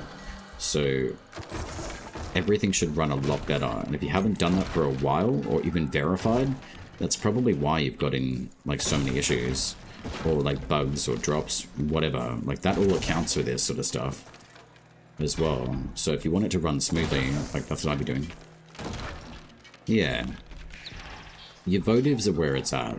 Like, there's no way around it. Like, you're gonna at some point need to be doing some votives to be able to get some good potential drops, and that's why they're present in the game. And that's why I don't really run Koga as much. So I can run more of my base level map and get better results from it, because I'm not putting myself in Koga, like, all the time.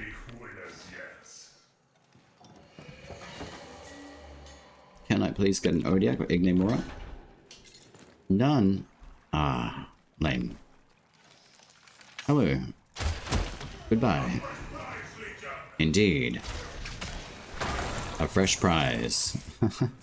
It's called Sylvan's. Oh, this is where we get Solace 1. Excellent. Excuse me. Indeed.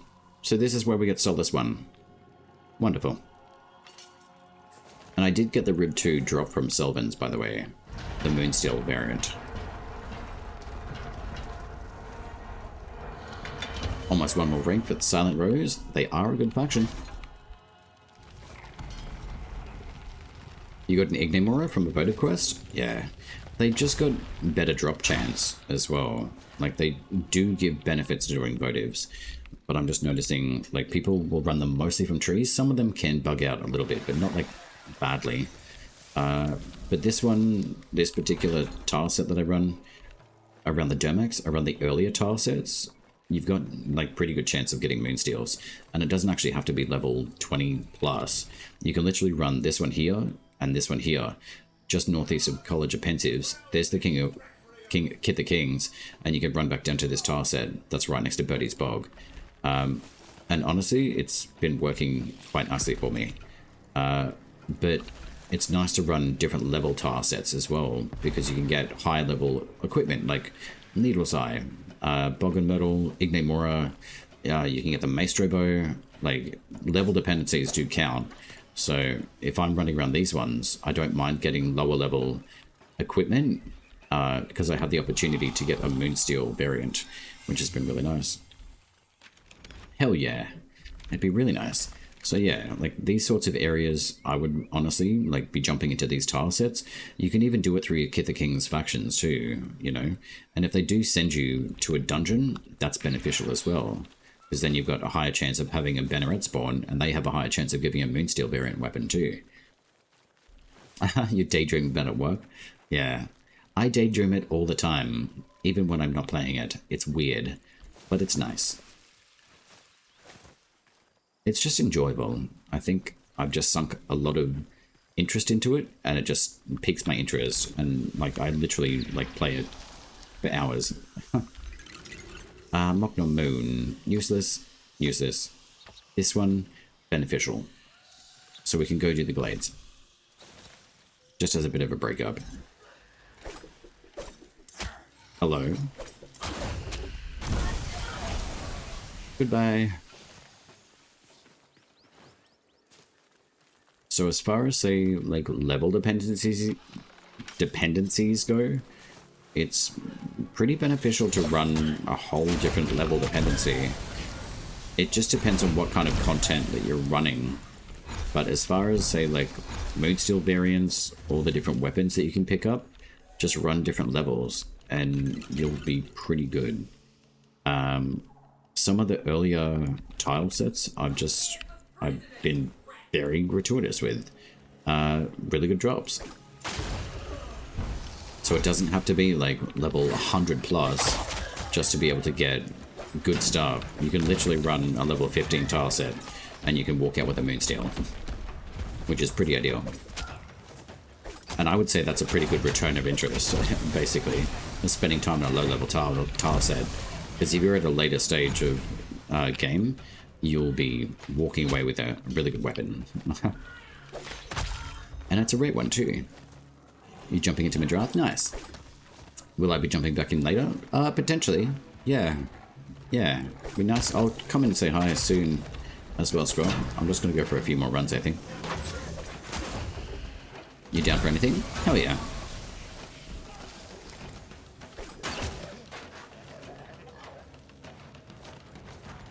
Nice.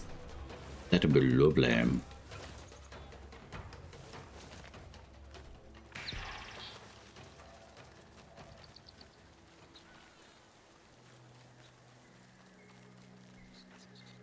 Even this Dermac is worthwhile. Like, free raining tile sets is worth it as well. So we can go run this one, and then we'll go to the Glades.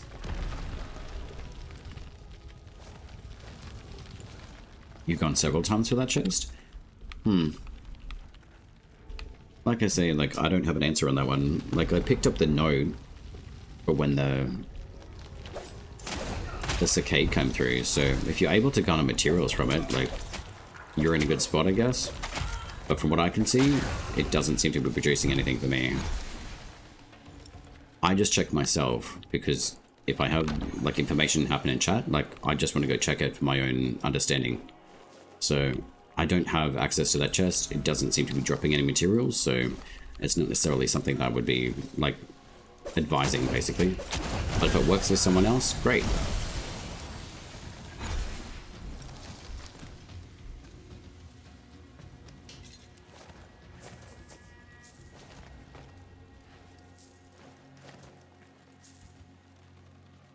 I wonder if we'll get cooking down here. Different cooking. That could be nice.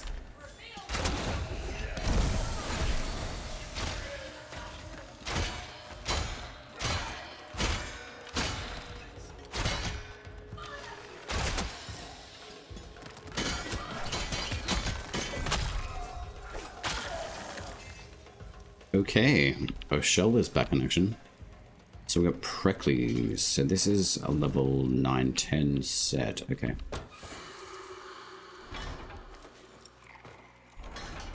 And we got Dendrite Weave. Scrap steel, scrap iron. Lovely. Yeah, it was for the Saccade dungeon quest. So it surprises me it's not accessible. Oh dear. That was not ideal. My nickels. I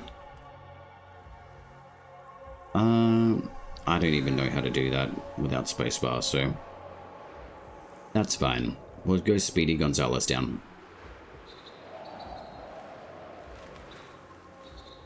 Can we find my body before? Yes. Oh my god. Go for a little sparrow. 2.1. Yeah. There we go. That was pretty much clutch.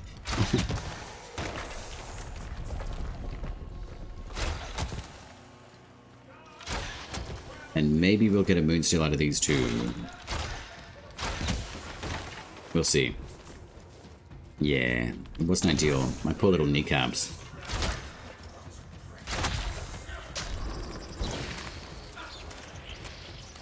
Just gonna roll away. So there should be a Benneret down here somewhere. Somewhere.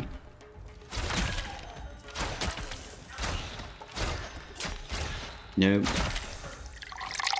Man, some of these things, I swear. Thank you, Ben. I will have a ornamental sippo soon. After the Ode chest. I wish these ones dropped more materials. These are like big old chests. I should be giving something more, I think. Synod's Belljar and Drax. I mean, that's still pretty... Oh, and a rune. Okay, alright. I stand corrected. What is this? Oh, it's a key. Right.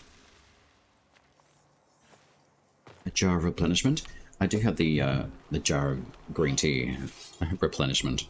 It doesn't look like much, but it's quite good. And it's tasty. Oh, shoulder. We do love you. Interesting, there's some visual sprites in that. Although this is post co-op too, so that could be something to do with the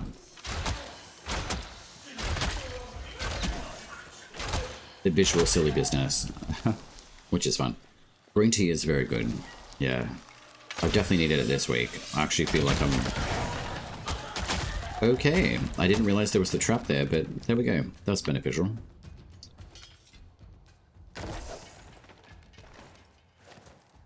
But yeah, Blazin, the chest that you were referring to before, that one is for the Saccade dungeon.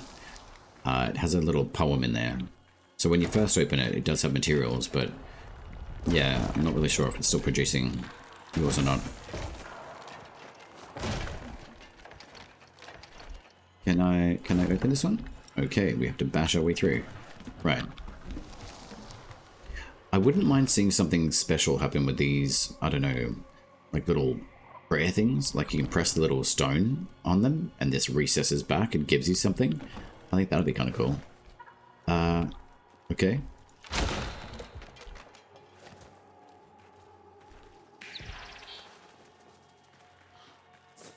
Oh, it's this tile set. Right, where's the bird going? So I've got to go in there. Hello. See ya. No, god damn it. Alright, there we go. Oh yeah, Fen gets stuck on these tiles. Which is quite amusing. Hello? Alright, we're gonna go up here. No. Alright. Hello. You're back already? Amazing. Nope.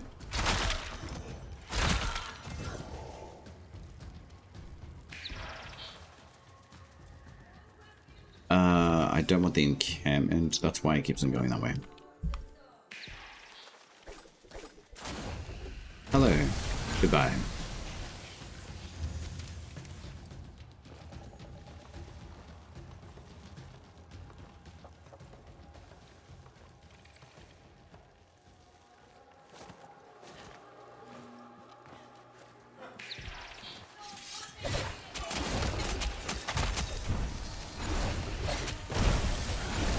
Nom nom nom.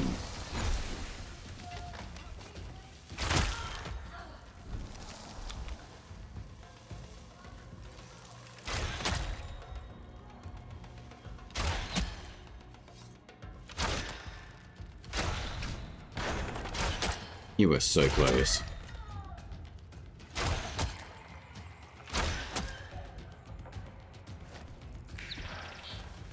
Alright, babe. Where are we going? Absolutely nowhere. We love that. That's fine.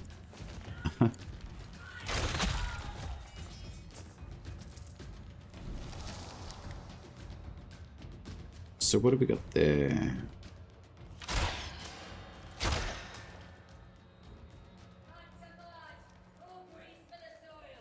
Indeed.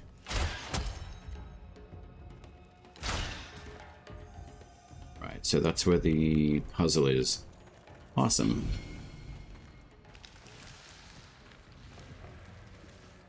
Yep, it's not where I want to go. Hello, goodbye. There we go.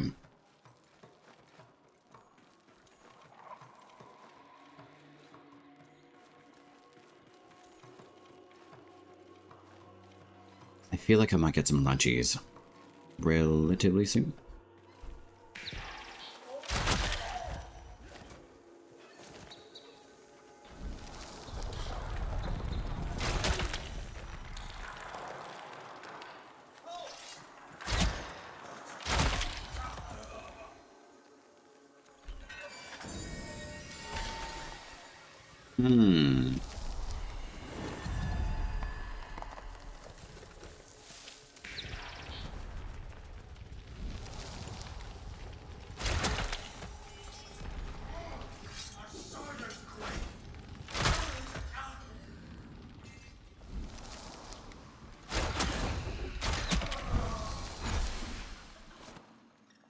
Ignimora. It wouldn't be high enough level, I don't think. There we go, got some quartz, and we could have got a quartz stone, which is cool.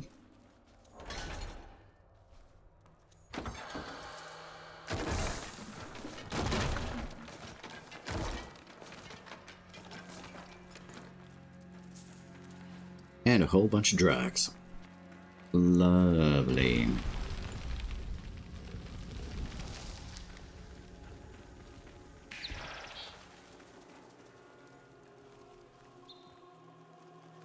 Alright, babe. Where are we going? See you, bud.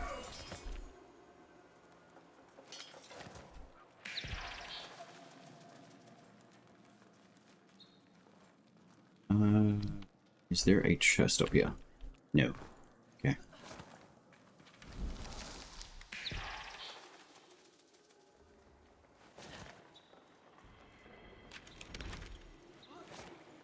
I have a feeling this will be all the way downstairs.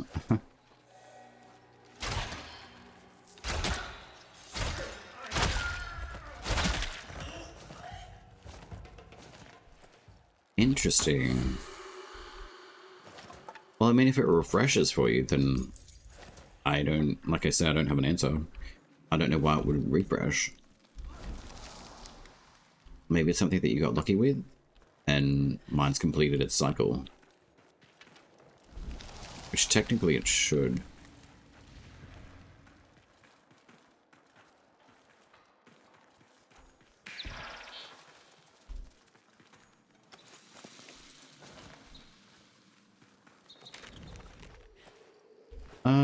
Okay. Burb, I don't know what you're trying to do, bud.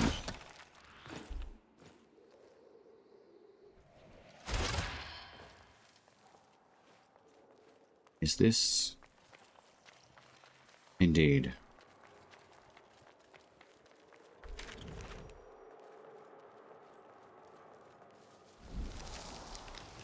I knew it. It was Sylvan's.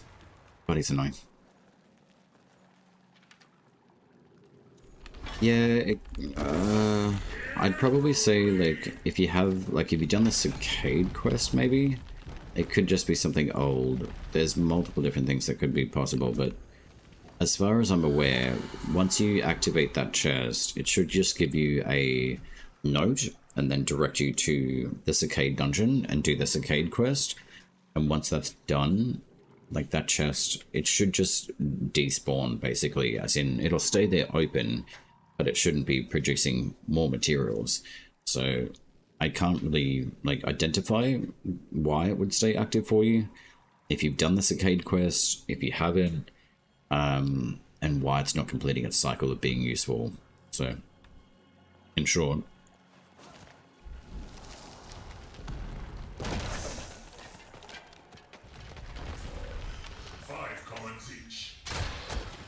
indeed.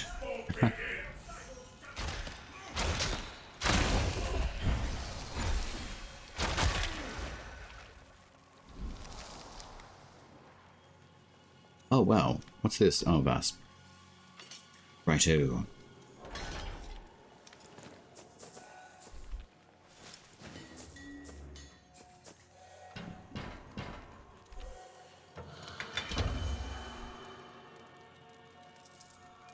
Yeah, I think that's... I'm just pretty... like... I just like to know if it's a guarantee or not, because if it's not, I don't really want to share stuff out that, you know, it may work for one person, and it just makes me look like a clown as well, which I'm okay. If I make a mistake and I make myself look like a clown, that's fine. But I think with like older, like informational things, like I'm just noticing there's like just little bits and pieces that may be different for everyone, which is fine. Like that's going to happen. But I just don't like sharing information if it's not like a guaranteed kind of thing, or if you can't see it for yourself kind of thing. That's how I like to test. So I think having basically like visual in front of you to know whether or not it's an actuality or if it's just a hearsay thing, because I've had enough experience now to know, like, some people, like, I'm not saying you, I'm just saying I have seen people share info that may be like potentially outdated and they still truly believe it, and it's been like 3 preludes since, you know, whatever their information they're sharing is active, and that's just misleading other people, and I think it's a time waste. So I generally try to make sure if there's actual information being shared, I'd like to know if it's accurate.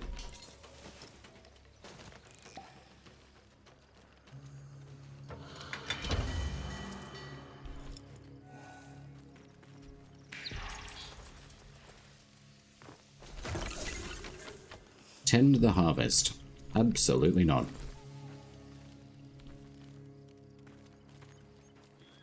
It just comes down to me for a few things.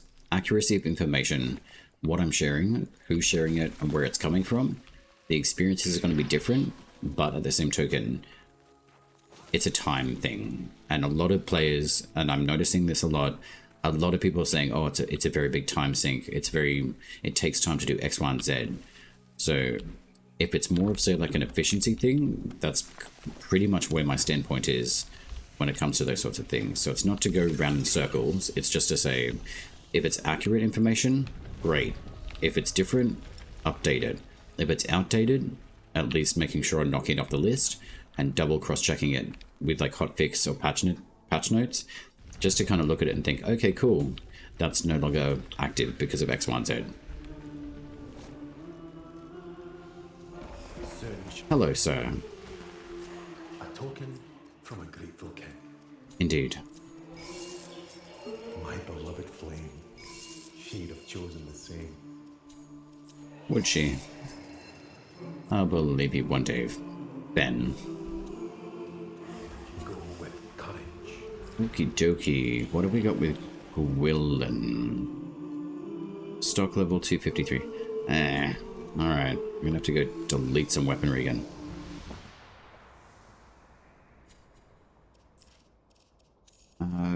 Quality. What have we got? 925. Yeah. Man. Oh well. I'm gonna have to delete a whole bunch of shiza.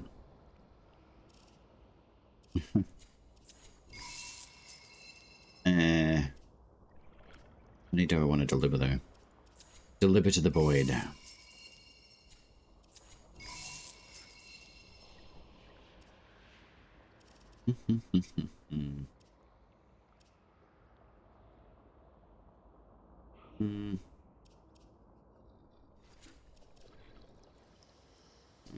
it also. I really wish that we could be learning some of these tempers already. I really do.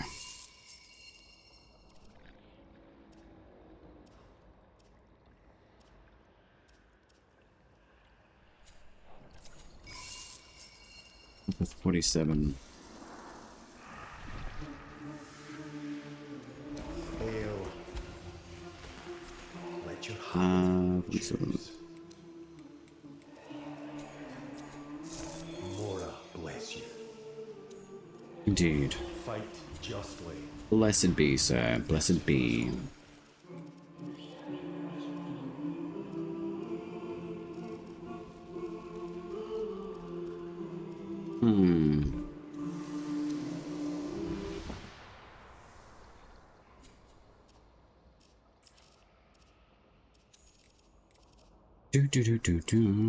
Okay, that's fine, that's fine.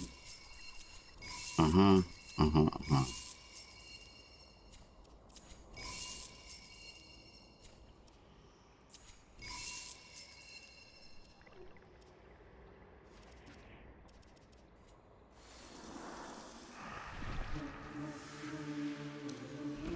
ashes What's that? 7. is always rewarded. Is it? Is it, Finn? Very well. Now back to battle with. May there be no cloud to dim our blaze.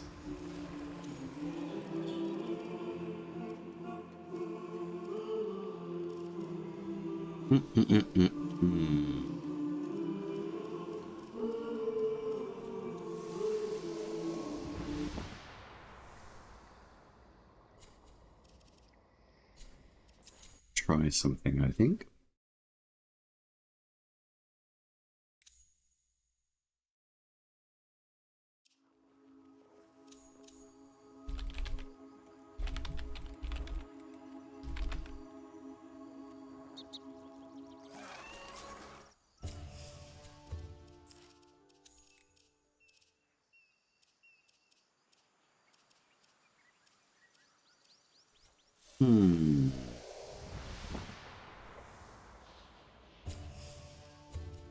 Doopy doopy doo.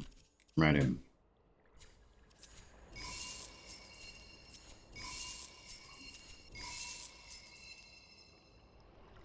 Doubled stagger damage. I wonder how useful that temper is going to be.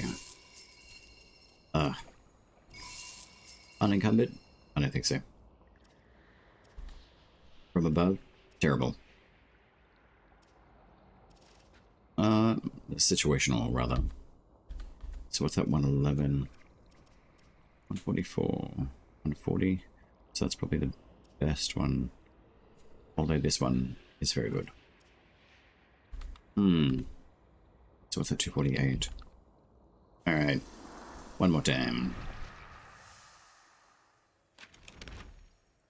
And we will get rid of you because I don't need you. I'm probably gonna go hit up Fen one more time. And then I'll probably show you guys on a scroll. I think he may have mentioned that he's doing a stream, so that's a perfect synergy for me to Send you guys on with love, on the Twitch side at least. And I'm gonna go eat something light, I think. Maybe like a soup, I don't know.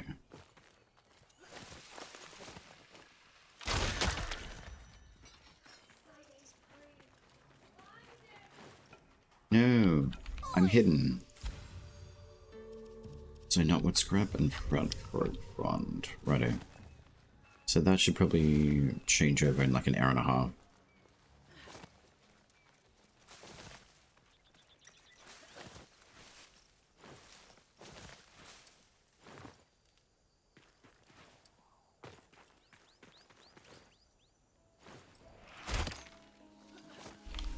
Hello, Banyi. Will you be my friend?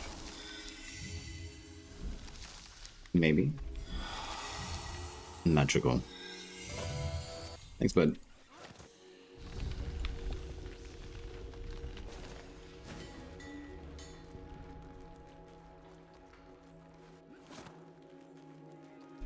Here's a hoping. Like Willin. Oh, that's a very cool armor. I like the all black with the Galanrood. It's kind of weird seeing two players stand in the same spot. 1400. Alright, Gwillin. Will you be the one? Maybe. 420. Perfectly. Back to battle with. Strange, but very cool. Justly. You may be mercy for us all. That is Kelp. I feel like that was just a stock that we picked up, which is unfortunate. Unfortunately. So, let's have a look at...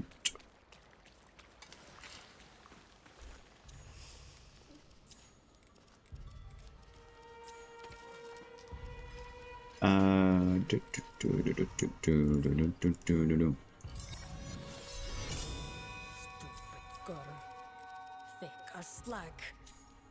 Jesus, she's hard on herself. Alright, look at that. It sings. 42 out of 20. My gosh. All I have said. Lifting yet you hold Courtstone. me still. Thank Christ. Fine. We can build you. At least one. My vessel then, and I don't know. Oh god. Okay, good. I'm glad it didn't claim everything. Oh god. Please don't. Okay, what do we got? That one. That one.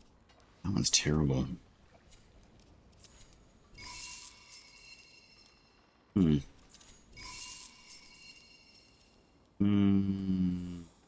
keep that one for now. Although, that one's probably better. Ish. And that one's gotten Kindle too. That one's way better, to be honest. So... You will definitely be temper fodder. So what have we got Odiac wise?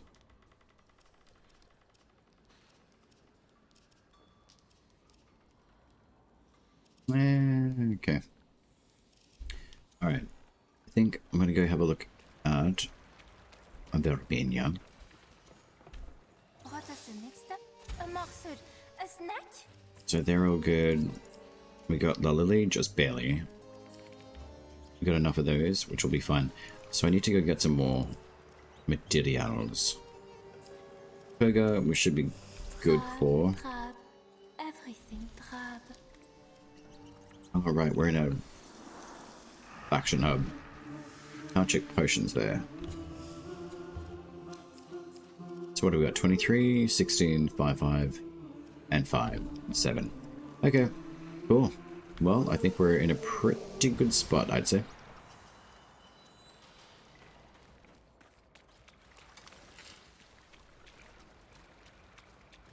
Doopy doopy doo. Alrighty, my friends. I think I'm going to wrap stream. I'm getting hungry. I may be on later. I'm not 100% yet. Alright, yeah, we'll run the Peter Pan build, I guess, later. I'll send you guys on to Scroller, because I think that he was saying that he was on a stream, I think. So So we'll go say hi to him. And I may potentially join in for the run. Maybe. But we'll see.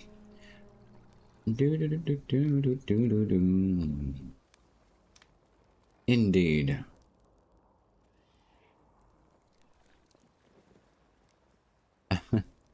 Alright. I'll send you guys over to Skrollic. He is jumping into Soulframe at the moment. He looks like he was doing a very similar task to me. Massive thank you for everyone for spending time and hanging around as well. I've got a few other things to have a look at, probably just off stream. I'll probably be active potentially tomorrow, most likely the weekend. But if you see me on, like, welcome to jump in, say hello. Everyone on Twitch, I hope you enjoyed the raid. Everyone on YouTube, I hope that you've enjoyed just hanging out. As this stream will end after we do the raid out, so okay. Thank you very much for joining, and yeah, continue to give or do the feedbacks as well. I've got plenty to do this week and this weekend, so I'll jump in. I'll say hi to Skrollic as well, but I'll probably just eat and have a bit of a lurk and just recharge after stream. So, all right, enjoy your time with Skrollic. I'm sure that you will. I am a moderator for him too, so we'll go have some fun. All right, I will see you guys on the other side. Ciao for now.